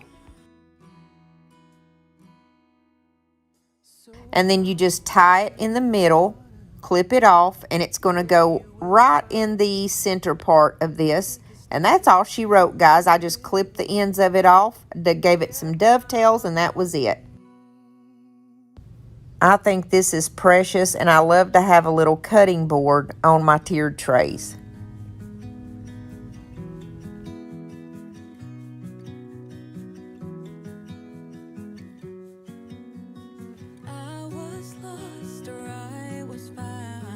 Number 11. This is another easy one that's going to make a big statement. I have one of those little square boxes that comes from the Dollar Tree, and I'm going to pop out the back of it, and then I picked a piece of my cardstock that I like, and I traced it. Then I just simply cut that out. I'm going to use my glue stick and go all over the back of the piece of paper and just glue it down. Then I take the Waverly color moss and I'm going to paint my little box. I made sure to paint it inside and outside, every little nook and cranny of this. Then I took my apple barrel milk chocolate color and ever so lightly distressed around the little box. And then I popped the back right back in. It was very easy. It popped right back into place. I didn't even have to glue it. I felt like I put too much, I distressed it a little bit too much, so I just went back over it with a little bit of the moss to kind of even it out. You can always correct if you do too much distressing by putting just the original color back on a little bit. Then I picked one of the prettiest pictures off of my stickers that said, "Leaves are falling, autumn is calling," and it has a picture of a church on it and some trees. It's so pretty. Then I'm going to take 4 of my little wooden leaves and I'm going to place them where I want them around this box in the front. I took one of my leaves and painted it the orange brown color. One of them is milk chocolate. One of them is the King's Gold. Then one of them is the Harvest Orange.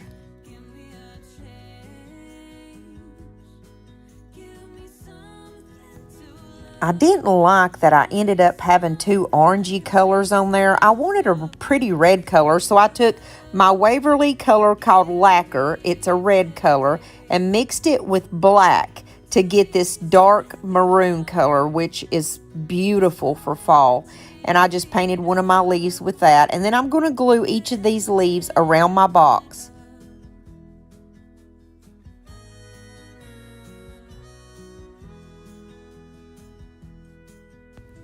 I have 2 tiny little beads that I painted orange, and I'm just going to stick those through some jute twine because this little box has a hole in the top of it where you can hang it up, and I'm simply going to run my jute twine through that and tie a knot in the top.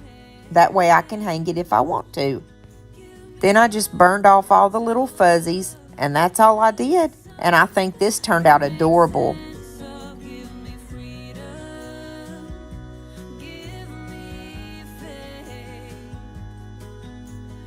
We're already going into DIY number 12, y'all. This is the tiny little rolling pin that came with my cutting board in that little pack of wooden stuff that I bought off of Amazon. And I'm going to use my milk chocolate, and I'm going to paint the middle part with my milk chocolate. Is it just me, or every time that I paint with the apple barrel milk chocolate, I get hungry? So I'm going to paint that in the middle there. Then for the sides, I use the orange-brown color where I mix up the Harvest Orange with the milk chocolate. I just think that color is so pretty for fall. It's not too bright. It's just, you know, kind of toned down, and I like that. Then I simply chose a little sticker that says "Falling for You" and a leaf. And that's all I did on this one, guys, and it turned out cute as a button. I'm going to show you guys a couple of clips of everything all together, and then I'm going to show you just a few little clips of the girls. I know that y'all enjoy watching them showing out and trying to act like big stuff. And I'm singing to them, so just ignore me. That's my norm. Hey, they think I'm a rock star.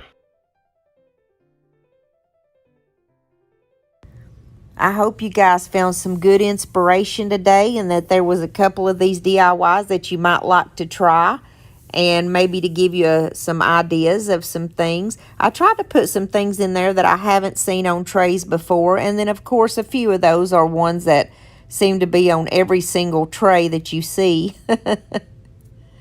I'm really into the little rolling pins, and you can't have a fall tiered tray without a pumpkin, am I right?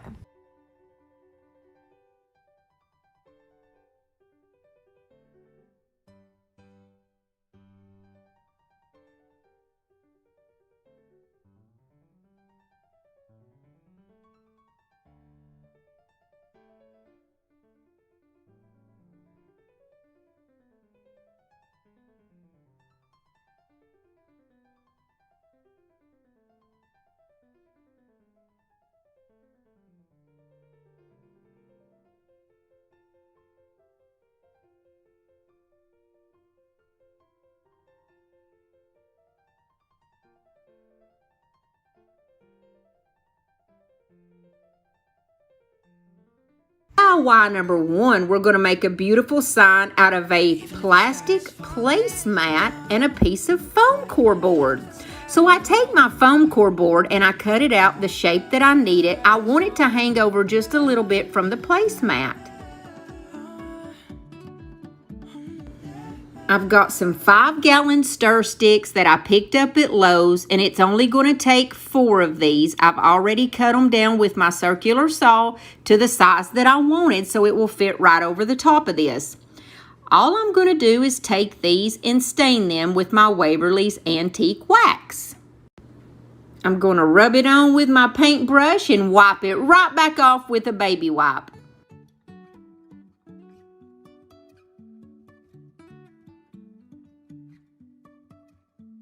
Life is a winding road, no telling where it goes. When I finish staining, I take my placemat and I'm going to hot glue it down just on the sides to the foam core board. I don't want to glue it all over the back because I don't want it to like melt or, you know, make a mess or it show or anything. So I just did it simply on the sides. Once I get the placemat glued down, I'm going to place my sticks in the order that I want them on here. I'm not going to cover the whole placemat. We're actually going to cut just a little bit of the sides of it off. Now, I'm going to start to glue everything on.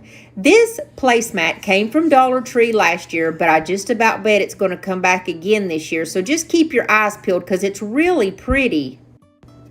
I used my finger sander to sand down a couple of little rough spots that I had forgotten to sand before I glued it. And then I'm going to just take my rotary cutter, which I absolutely love this thing. It's going to cut right through that foam core board. It's also going to cut through that placemat and give me the precise cut that I need. There was a couple of little spots that I had to shape up with the scissors, but it was no big deal. It cut off very easily and voila, there we go. I've got 4 regular white thumbtacks because I think the white looked better, and I popped the little sharp edge off except for a tiny little bit, and it was just enough to stick right in there, and I think this gave it a little extra something. I've got a few of those little wooden leaves that I purchased at Amazon last year. I'm going to link those in the description box below in case you want some. They come in a pack of like 50. And I really have been using these for my fall DIYs. I think they're precious and they add just a little touch at the end. I've got King's Gold, which is that yellowy color I just showed. It's by Folk Art. I painted a couple of my leaves that yellow color and a couple of them that orange pumpkin-y color from Folk Art.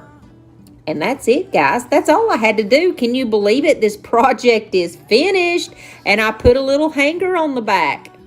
This is beautiful and easy and came in at around $2, y'all. DIY number 2. Before I start the DIY, I just want y'all to see this beautiful paper and stickers that I purchased at Amazon the other day. It's called Fall Break, and I will link it below because I know a lot of y'all are going to want it. And this cardstock was like very thick, and look at the different colors and fabric. I think it was around $10 for the pack, maybe $12, but totally worth it. This was something I was very happy with, and this will be great for all my fall projects that I use cardstock for. I won't have to run to Hobby Lobby. I took one of those pumpkins, the ones from Dollar Tree that says thankful and blessed, and we're going to do the cardstock on both sides of this. And first of all, I just got that leaf off of the front because I can always use it for a later DIY. And when I picked the 2 pieces of paper that I wanted, I just put my glue stick all over the front, and we're going to place the piece of paper down on that and press. Then I flipped my paper over and I got my little finger X-Acto knife and I'm just going to cut out around the pumpkin, and this thing is very nice. I like the way that it cuts, so it's going to cut that paper right off of there, and that's the back side done.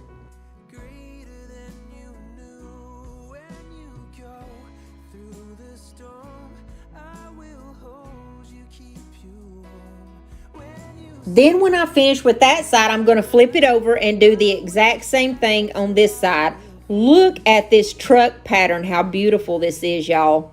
I just do my glue stick all over my pumpkin really, really good, and the paper sticks down on there. With this, you don't have to worry about any bubbles, any creases, or wrinkles or anything like that. And I love using the glue stick method. I think it's so much easier.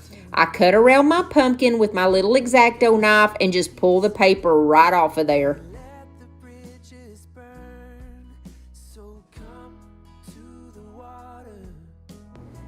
Then I use my little finger sander to get any little stray areas that may be, but honestly it was just one or two tiny little pieces. It wasn't much at all.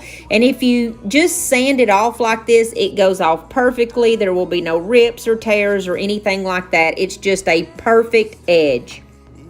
I take my Waverly Antique Wax. I painted the stems of both sides of the pumpkins. I'm going to go all around the sides of the pumpkins. Don't forget your sides. And then I'm going to take my little distressing brush and I'm going to distress all the way around the edges of both sides of my pumpkin.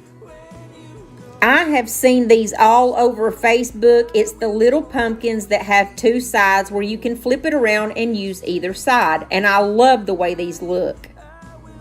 I take one of those little gather signs from Dollar Tree and I popped the front of it off, and I'm going to use my antique wax again to go all the way around the inside edges and all around the sides of my little gather tray.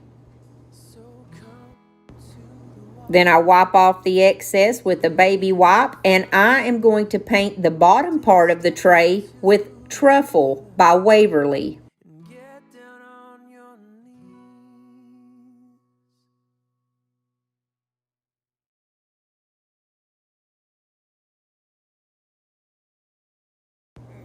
Then I'm going to take the color Mineral by Waverly, and I'm going to use this to distress all the way around this little tray. And I just think that this color is beautiful when you distress it, that truffle color with the mineral. I think it's so pretty and it really stands out. And I just love the way it looks. And I'm also going to distress that word Gather really well.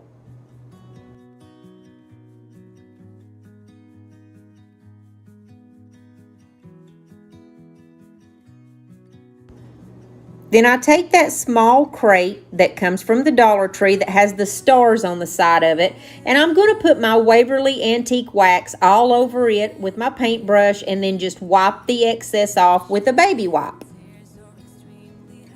On one side, we are going to put this crate. On the other side, we are going to use that sign that came from the Gather as a small tray.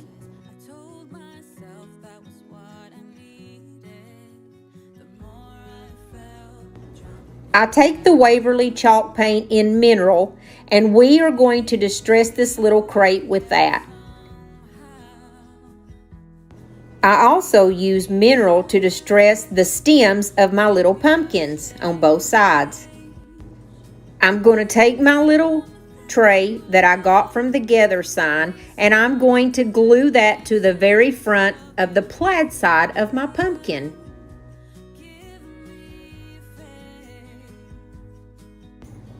Then I take that small wooden crate and I'm going to glue it to the opposite side where my red trucks are on that pumpkin.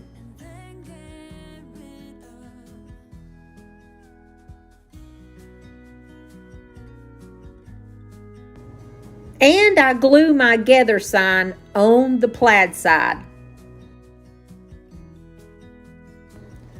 On the plaid side of the pumpkin, I put down some Spanish moss in the bed, and I also laid down some little leaves from the Dollar Tree. And look at these adorable little apples I got off of Amazon. I'm going to link those below.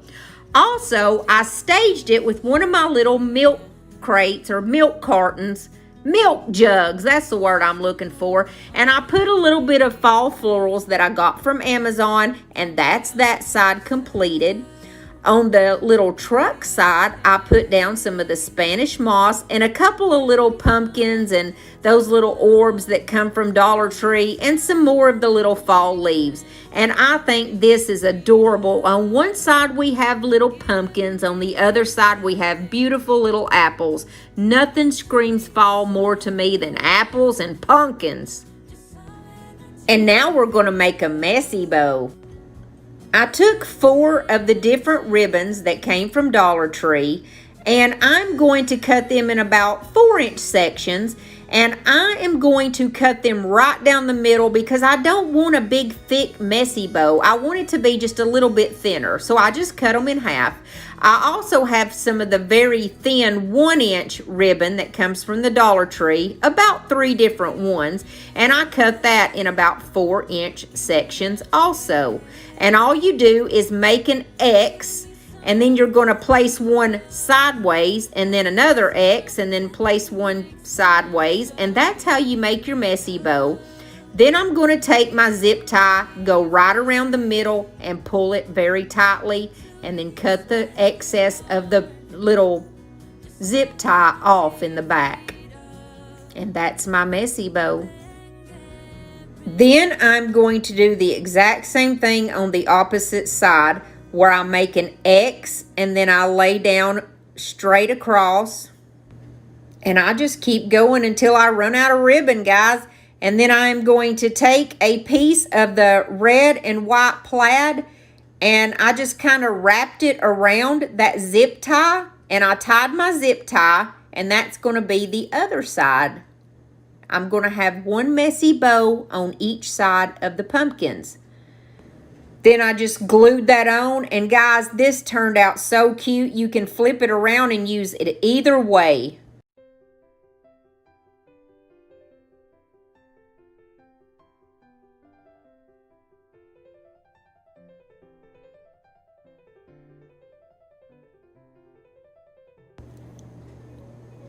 I had forgotten too that off camera that I took my 2 buttons right there in the center of my bow. I like to put a big button right in the center and then a smaller one right over that. I think that's cute on any bow. It just adds a little extra something.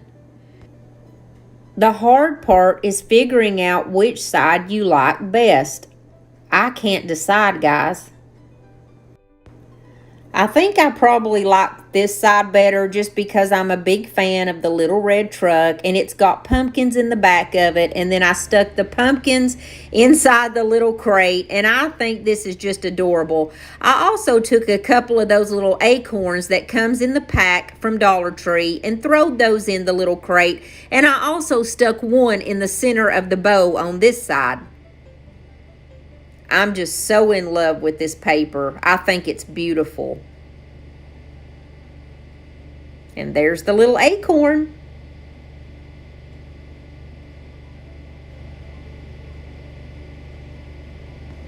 Before we go any further, let me introduce you to our awesome host. We've got Missy from Crafty Cove and Emily from Farm Charm Chic. Those are the ladies on each side, and in the middle we have this special guest host for this month.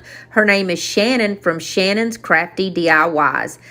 I love these ladies. Each one has an awesome channel. I want you to go check them out when you finish with my video.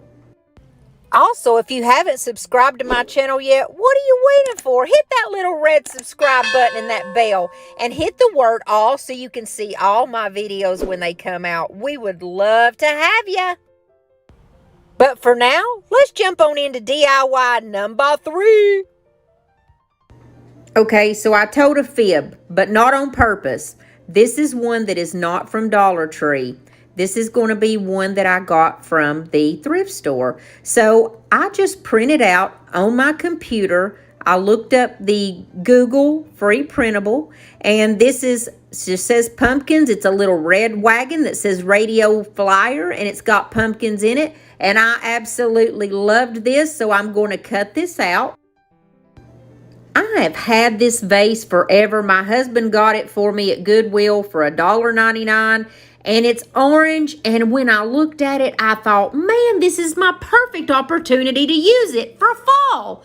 So what I'm going to do is just take this and Mod Podge this picture with these pumpkins and this little red wagon right to the front of my vase. Now, there's one bit of advice that I need to give you. When you print something off of your computer, you need to let it dry. I let this dry for probably at least 4 hours before I fooled with it, because it takes a little while for that ink to dry, or else that Mod Podge will make the colors run, and you don't want that. Now, there was already some type of a film over this vase where whoever painted it, you know, had put something on it already, like a glaze. So I just wiped off any excess Mod Podge with a baby wipe. I did put the word pumpkins on the top of my vase, but I ended up taking it off because I didn't like it. I just put some of my Spanish moss down in there, and later I added some of those cute little LED lights from Dollar Tree that are the leaves. It's so cute. And I've got a little variety of flowers that I got from Dollar Tree, and there's a couple in there that I got off of Amazon, and I will link all those below that I did get from Amazon. I love the oranges and the maroon color for fall and that beautiful yellow color. So I just put a little bit of a mixture in there. I stuck one of those little Dollar Tree scarecrows in there. I stuck one of those little white pumpkins that comes from Dollar Tree in there. And I also put one of my little tiny apples on a skewer and stuck it in there. And it was so cute. And that's all I did, you guys. And look how cute this is. I turned the lights down, or I dimmed them so that you could see those beautiful little leaf lights that are inside. I just think this is so sweet. Oh, I forgot. I had taken one of my stickers that came off of that paper, that pack of paper that I got from Amazon, and I took the word autumn and I replaced that where I had put pumpkins on there. It just didn't look right, but the autumn looked perfect, y'all. And look how sweet with that little pumpkin scarecrow and my teeny weeny apples. It's so cute. So this one was the one that probably came the closest to my $5 limit, because it was $1.99 for my vase. And then if you count my florals from Dollar Tree and some from Amazon, I would say we came in right at $5 for this one. We're already moving to number 4, y'all. We are cruising. So on this one, I wanted to try something totally different than I've ever done before. Purple is becoming a very favorite color of mine for this fall. And so I'm just taking one of these Dollar Tree pumpkins, and Plaid had sent me some beautiful paint that's called Dragonfly. And it's the type and color shift. There's 2 different ones they sent me. And this paint is the type of paint that when you hold it up and move it around, it changes colors. So I mixed a pink color with a black and gold color, and it came out this beautiful dark purple color. And I was like, I have to use this color. And when you move the color around, it was the pinky color. And then I also am going to highlight it with that pink color so you can see how beautiful this is. So on this one, I really took my time. I went slow. I painted. I enjoyed the process. And I just like fooled around with it to see what colors I could come up with. I was amazed at this color. And normally, I'm not one that likes the metallic-y or the glittery or anything like that. But y'all, this paint blew me away. It's called Color Shift. Just by mixing that black with that pink, it made that beautiful purple color. And then I'm going to take just the pink by itself, and I'm going to just do like a little outline. And just to kind of highlight it, you know what I mean? Because I was just playing around. I had no rhyme or reason to what I was doing. I thought, you know what? If I totally mess this up, I can always toss it. But I did not mess it up, y'all. I was so happy with this. It was something different. And this is where I'm outlining with the black. And the black has like little gold flecks in it. So when you move it around, you can see the gold. And this is where I mix the two colors up again and get that purpley color. I just kind of just was playing around and going over it with those 3 different colors, and I really, really liked the outcome. When I was finished, I took my DIY white wax and I wiped it all over this pumpkin, and then I wiped it off just to give it a little something else, just to see what was going to happen. And guys, it was like magic happening before my eyes.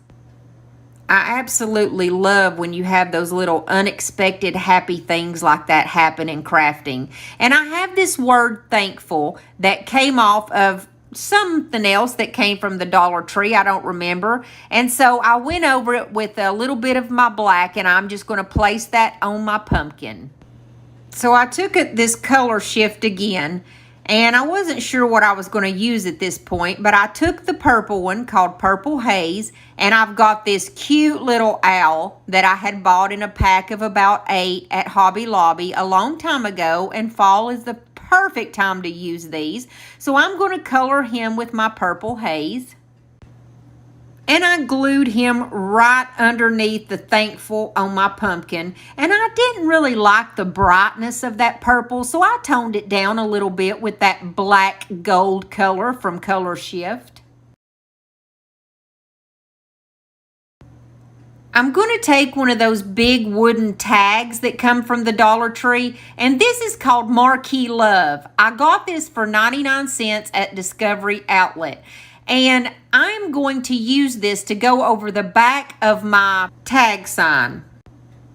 I used my Elmer's glue stick again and did the exact same thing that I had done earlier. I put it all over the paper and laid it down on the sign, and I did this on both sides, by the way. I cut off any excess with my scissors, and then I just took my little pumpkin sign and I'm going to place him right in the center of the tag. And then I took my little finger sander and straightened up any rough edges that I had. I took a piece off of that child-size hula skirt, which is what I'm using for raffia because I think it's a lot easier, and I wound it around my hand about 5 times and just pinched it in the middle to create a bow. Then I just take the scissors and cut all the loops right in the middle, and I kind of use my fingers to fan it out and flip it out, and it creates almost like a little messy bow, which I love to make these kind of bows. I think they are so cute and they're so easy. After I cut all the loops and got it the way that I wanted it, I just glued that to the stem. And then I'm going to take that little purple and white baker's twine that comes from the Dollar Tree. I go around my hand about 6 times, just like I did the raffia bow, and I pinch it in the middle, and then I tie it together with that purple and white, the same string, and I'm going to place this right in the middle of my little messy bow. It's so cute. I love to do this on my crafts. And then I'm going to do a solo wood flower, which I'm going to stick under the bottom, and I put one little purple button at the top, and then I made a hole in the very top of my little tag, and I'm going to go in and tie a loop with that white nautical rope. And I tied it up and put it on the door, and I think that this is adorable. It's very different, very cute. And I just absolutely love the raffia bow with that purple and white baker's twine and that cute little button right in the middle. What a way to top it off. And of course, a solo wood flower. Can you guys believe that we are already at DIY number 5? Here we are at the end, guys, and you know how I hate to leave y'all. But I'm so happy that I got to do this collab with my buddies. This one is super simple. I got one of these little plaques from the Dollar General, actually, and it was just $1. It says, "Wish upon a star." I'm going to use some of this cardstock that I got from Hobby Lobby, and it looks like wood, and I just pressed down on that little plaque to make the indentation, and that's how I knew how to cut it. So I cut my little piece out, and I'm going to use my Elmer's glue stick and go right down on the back of that paper and pop her down on there. I just left the other side alone, and that way I could use either side as I wanted. And then I took my finger sander and I go over and clean up any rough edges that there may be. Then I took one of the little pumpkins. It comes in like a 5 or 6 pack from the Dollar Tree, and we're going to paint this orange. I don't like the bright orange, so I mix black with another color of orange. I'm sorry, I don't have the name, but it's made by Folk Art, and the word pumpkin is in the name of it. And I just take just a drop of black and I mixed it up to get a darker orange color. I got the perfect pumpkin shade when I mixed one drop of black with that orange color. It made a darker orange. And so I just gave one good coat to my pumpkin. And then when I was finished, I hit it with the craft dryer to dry it completely. And I have one of these little chalk writer pens that comes from the Dollar Tree. And I just played around with that and I made like the little shadows on the pumpkin. I really just took my time and enjoyed the process and played around with it. Guys, I hope y'all had a good, blessed week this week. And I hope that everybody's doing good. And just remember, if y'all need any kind of prayer or anything, just leave it either in my email or down below. You can get me on Instagram. You can get me several different ways. So if y'all have any prayer requests, please leave those for me. And I will pray for you.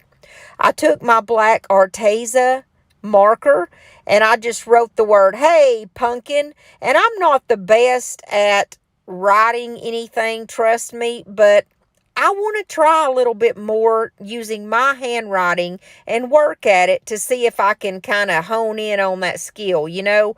And my Arteza ran out, so I had to use one of those painter's brand that comes from Walmart.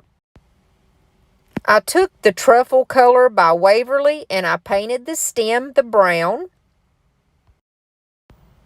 I took a few more of my little leaves and I painted them brown. And then I'm just going to glue those and glue my pumpkin to my little sign here. I took one of the little raffia bows that came off of one of these other projects and I'm going to stick that to the top of my pumpkin. Then I'm going to take 2 buttons and put those right in the center of my little raffia bow like I did before. I just think this is the sweetest and cutest little addition to your bows. I felt like it was still missing something, so I took a couple of these little fall leaves from a Dollar Tree sprig, and I'm going to tape those to the back of this. I didn't glue it because that way I can still use that other side when I need to. And that's all I did. Look how cute this is. Very simple, very cute. Just a small little plaque. I hope you liked my Pumpkin Fest video. Here's a quick little picture of just everything all together. DIY number 1 is my best seller, a shirt made with my Cricut. Let me introduce you to my new best friend. This is my Cricut Explorer 3. Now it does everything the Explorer 2 does, except for it cuts 2 times faster, 8 inches per second to be a matter of fact. And since it's a smart machine, you don't have to have a mat. Now you can still use a mat if you have a smaller cut of vinyl, but hey, it's freedom. Honestly, it's really nice not to have to use a mat. Check out this nifty little roll holder. It holds the rolls of vinyl for you. And the Explorer 3 can cut up to 12 feet of vinyl, which is a record for any Cricut machine. And just look at this beautiful mint green color. I've never seen that on a Cricut before. Now, to get this project started, we're going to need our Cricut, a weeding tool, and our Smart Iron on Vinyl, and our shirt. Go to Cricut Design Space, New Project, and then on the left you go to Upload and you pick the image you want. And of course, it's Charlie Brown and the Great Pumpkin. So we go and pick that and it pops up on our machine. Then I'm going to go up to the top and adjust my sizes. And I made it 6 inches high. The width didn't really matter. So when I put in my height, it just automatically popped out the width, which was fine with me. Now we're going to weld this, and weld just means that we're going to make it one cut. It's not going to be like a whole bunch of different cuts, which is showing on the right hand of the screen. So you go down to the right hand at the bottom of the screen. On the second little button there is weld, and you hit weld, and it's going to weld that and create it. See, watch, boop, it went away, and it's one whole image now.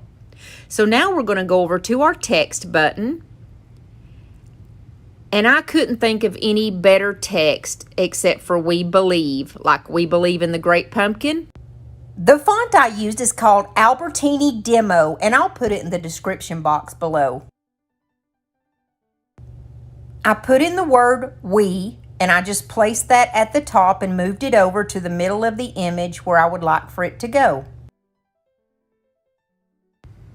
I go back over to the text button and put in the word "believe," and it's going to go at the bottom.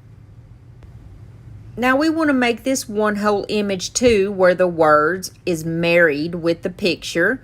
So we again highlight it, and we're going to the right hand bottom and hit the word weld, and we're going to weld it all together, and boop, there it is. And then we're going to go to the right hand top and hit that beautiful green button that says make it. It asks, are you working with a mat or without the mat? And I hit without the mat because we are going to take this baby for a ride and see what she can do. And then I hit continue. I make sure the correct machine is connected because I also have a maker. We're just running through and double checking everything to make sure it's correct, and we go to Smart Iron On because that's what we're going to be doing. And it even pops up a little button that says it's default, and it says to make sure the shiny side is down and that your mirror image is on. And to turn that mirror image on, we go to the bottom left hand side, and there's the little button that says mirror, and we turn it on. That will flip your words around backwards. And this will cause it to go the correct way when you lay it on the shirt and iron it on with your easy press. When I check to make sure everything's perfect, I'm going to hit that beautiful button and we're going to get this baby going. I love the sleek new look of this machine, and you can choose to use that roll holder, but you also don't have to if you don't want. And while the black one is cutting, I'm going to show you how you do the shirt just to make sure that you get the center part. I basically take it down the center. We're going to fold it in half. After I get the tags off, I simply pick up my easy press and lay it on there. I have a Cricut chart that I will put in the description box below, and it gives you the correct temperatures to use with your easy press. Then I take my shirt and I fold it in half lengthwise, and we're going to put another little press in it, and this is going to create a cross on the front of our shirt. This will let us know exactly where to lay our print down to get it perfect. I wanted to time this because speed is my favorite feature of this machine. It took only 40 seconds. I was absolutely amazed and stunned at how fast this thing cut. It's like Cricut took a Cadillac and turned it into a Ferrari, y'all. It's like they took a machine that was already great and made it even better. Oh, and did I mention you can cut your vinyl right here on the roll holder? So now I can totally understand why it's called the DIY Dream Machine. So when I'm finished, I'm going to weed my vinyl. And just in case you're new to Cricut, weeding just means you're taking out the parts that you don't need. And I'm going to place it on this pink mat so you can see what it looked like. And guys, this was so easy. I made a gold one because I wanted to see what the gold iron-on looked like. I also wanted to test out the time with the mat because this was a scrap piece of vinyl, so I used my mat.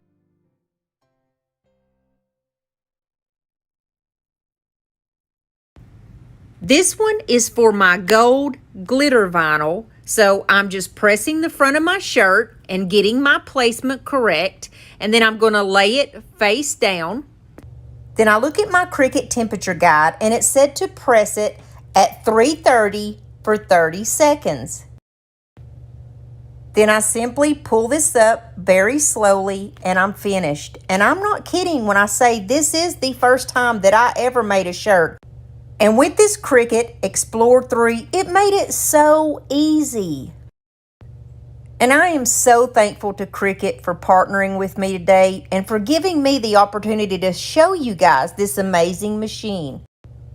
I love the speed of this machine. I love that you don't have to use a mat. And I really love that it can cut 12 foot in one cut.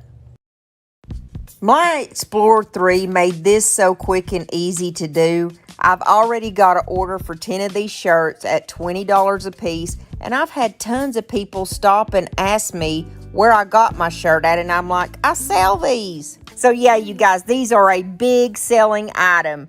I made the gold one and here is my black one. So guys, if I can make a shirt on my very first attempt with my Explorer 3, I know you can do this too. If you haven't subscribed to my channel yet, hit that little red subscribe button and there's a bell beside it. And when you click all, YouTube will let you know every time I upload a video. Also, don't forget to give me a thumbs up if you like this video. DIY number 2.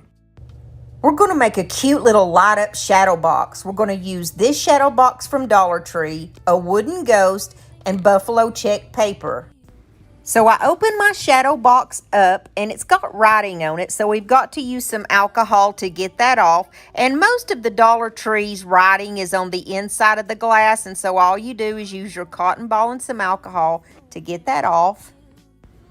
Then I take my paper and the back end of this sign and I'm just going to use my fingers to push down and around to get the shape to show myself where to cut it out at.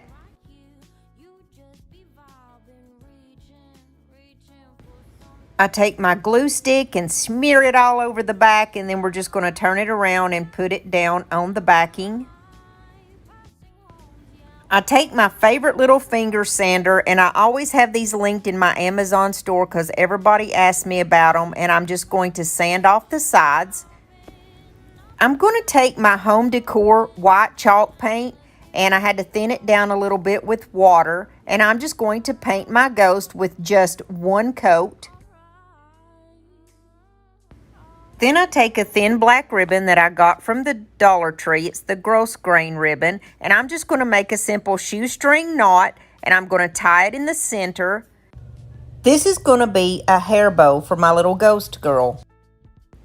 I cut the tails of the ribbon off.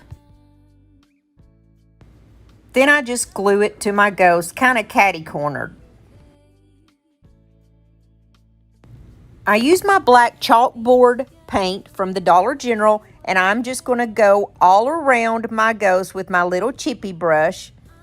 And I think these are back in stock on Amazon if you want to look in my Amazon store. Everybody always asks me about those and they're always out of stock. So I think that they are back in stock because I had ordered some not long ago. Then I take and just glue the little ghost on my paper. I'm going to use some more of these fairy lights from that company On For You that sent them to me. And I'm super excited about these. So I'm going to place these all around the square of this picture on the inside. And I just use tiny dabs of hot glue to hold it in place. These little fairy lights are absolutely what makes this picture so cute because you can turn it off or on. And I'm just going to glue my little battery pack to the back when I close everything up. This is what we got so far, but then I remember with my Cricut I had made some extra bats. So I'm going to place one of my little bats up beside my ghost like it's flying beside it. I also have some of the small little round velvet pumpkins that come from the Dollar Tree, and I'm just going to glue one of the white ones inside the frame because it fit perfectly. And guys, these things sell like hotcakes at $15 a piece, and I only have about $1.25 in each one.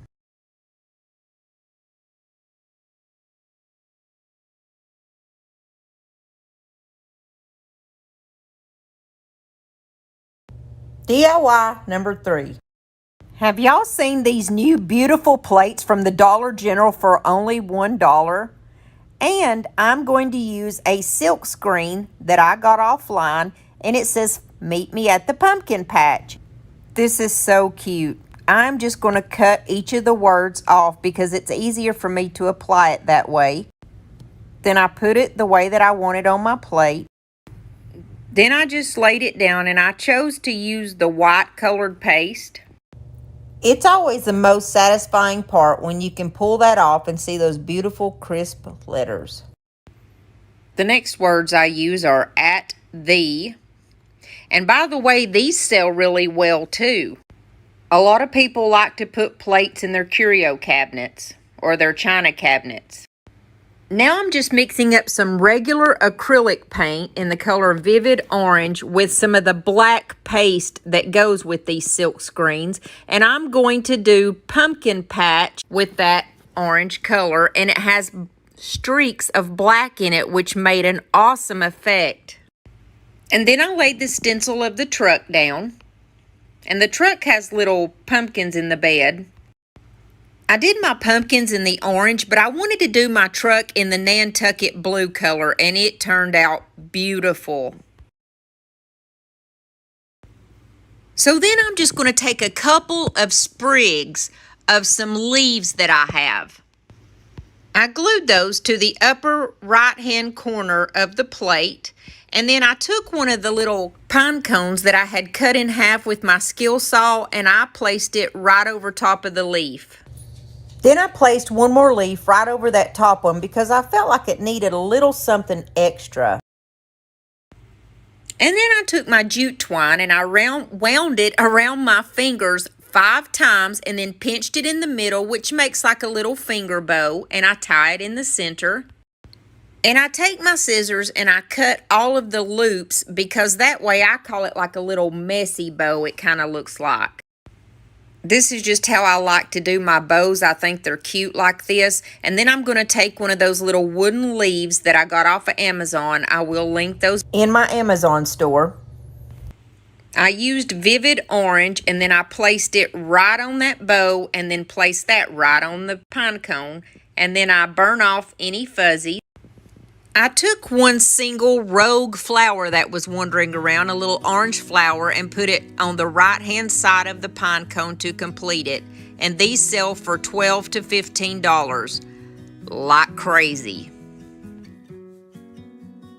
I was lost or I was found. Nothing ever in between. Shedding tears or extremely happy. Don't forget to DIY number 4. I start off with this beaded hanger that I got from the Dollar Tree, and I just give it 2 good coats of my white chalk paint. I get in every corner and crevice, the front side, back side, upside, down side. Then I give it a good quick dry.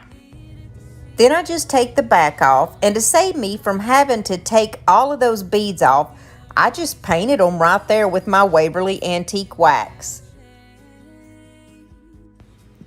Then I take this beautiful autumn napkin that I had purchased off of eBay, and it's got 4 scenes on it when you open it up, so I'm just cutting one of those off. I like to wet my fingers to kind of tear the edges so that it looks natural. It doesn't look so, like a square. Then I'm going to use my satin Mod Podge, and I'm just going to put that down on the backing. And I laid my napkin right down. And then I'm going to use some saran wrap this time. I got Wise, and I'm just going to kind of press around to get this napkin laid down. Then I laid the saran wrap out flat, and I'm going to use my little Mod Podge roller to get every single wrinkle out. And guys, this did not have a wrinkle inside. It was perfect. Then I place everything back in the frame. I used a baby wipe to paint one of the little wooden leaves that I have with the Antique Waverly Wax, and I'm going to place it in the upper left-hand corner. I paint another leaf with the Folk Art Vivid Orange color. And I use my favorite, King's Gold by Apple Barrel, which is the most beautiful autumn gold color. and the color called Lacquer by Waverly, which is a burgundy color. On the bottom right-hand corner, I placed a small apple that I got from a pack off of Amazon, and those are linked below in my Amazon store. And on the other corner, I placed 2 of my small little pine cones that comes out of a pack from Dollar Tree. I also found the top of an acorn, and it was red and a little glittery, and I placed it right beside the apple. And then I take some orange twine, and I'm going to make a finger bow where I go around my finger about 5 times, pinch it in the middle, and tie it.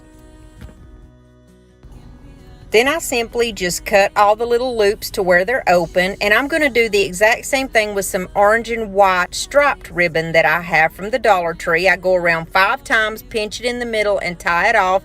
And then I'm also going to cut the little bows open in that, and we're going to put these together. I'm going to glue down the orange one first, and then the orange and white one on top of it, and it's going right in the center of my sign. I was not very happy with the way that the beads looked, so I decided to put a little bit more antique wax on the beads, and I very barely wiped it off. And that's all there is to this one, guys, and it's selling like crazy for 15 bucks. This only took 5 minutes to make and maybe $2. Driving through days and nights, won't stop for traffic lights. And I really wanna know, really wanna know.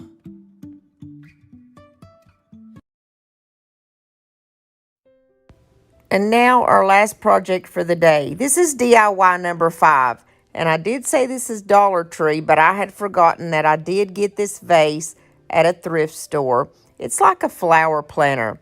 This is what it looked like before, and I took it outside and I gave it just 1 coat of the white Rust-Oleum matte ×2. And I absolutely love the Rust-Oleum because it's quick and easy, and it's just 1 coat and it's done. So I'm going to take my Nantucket blue color that comes from Home Decor. My paint was getting a little bit thick, so I'm just going to give it a quick squirt of water and stir it up. I'm going to start off up at the top of my little planter, and I'm not looking for perfection here. I'm not even going to give it like a full all over coat. I'm purposely leaving like streaks kind of here and there, and it looks like I've already distressed it when I haven't even tried. If you'll look in the middle of where I just painted, you can see the white of the planter popping through, and that's exactly what I wanted.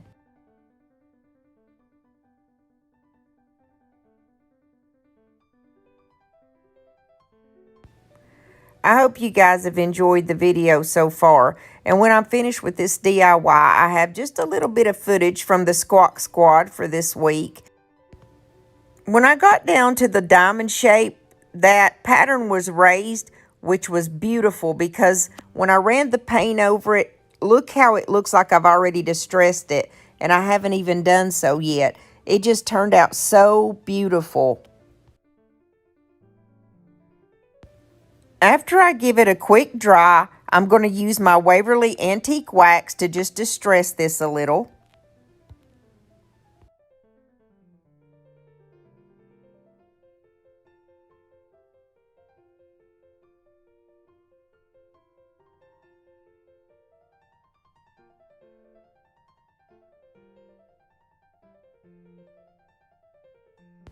When I get down to the bottom part, you can see that it had divots in it, and they really came to life whenever I put that antique wax on there.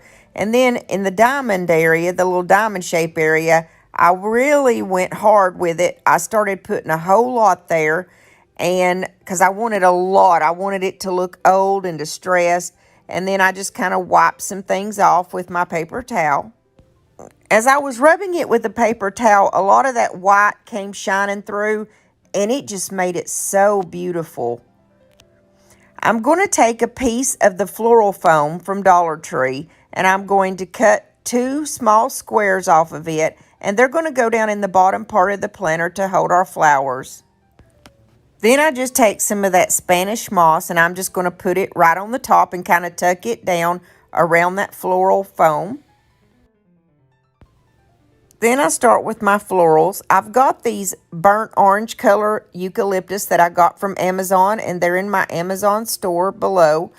And I just started putting those in around the center area mostly because they are the tallest part of my florals. And the tallest part always goes in the center.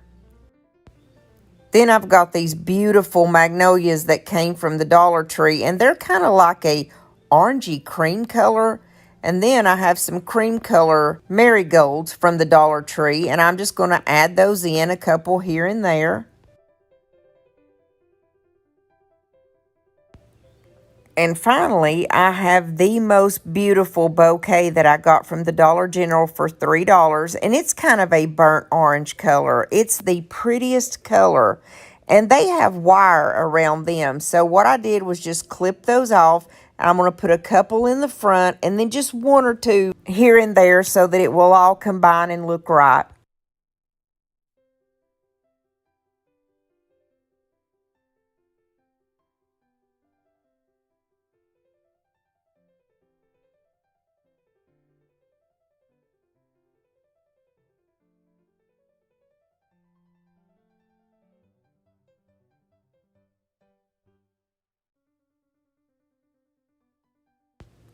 I got the cutest little truck pick that came from the Dollar General, and it says blessed on the back of it. And I'm just going to place that up in the top right-hand corner, kind of catty corner like. Then I take this beautiful pampas grass that I got at Walmart for 97 cents, and I'm going to place it right in behind the truck to really make that pop and stand out. I took a little bit of that blue and ran it across the front part that is kind of shaped like a rope because I just thought that it needed that little pop of blue. And then I'm going to use my hands for my fingers to just kind of take some of that paint off and make it look distressed. And then I have another pack of these beautiful little fairy lights from that company, On For You. And I'm just going to flip those on. I'm going to just kind of place those no rhyme or reason just throughout the bouquet. I just think these lights are so cute, and they're simple and they're easy to add to any little project. And of course, I'm just going to put the battery pack right on the very back. I got this piece at the thrift store for only $3, and it's going to sell for $30. This arrangement is just so beautiful, and I am so very proud of it. I love the way it distressed.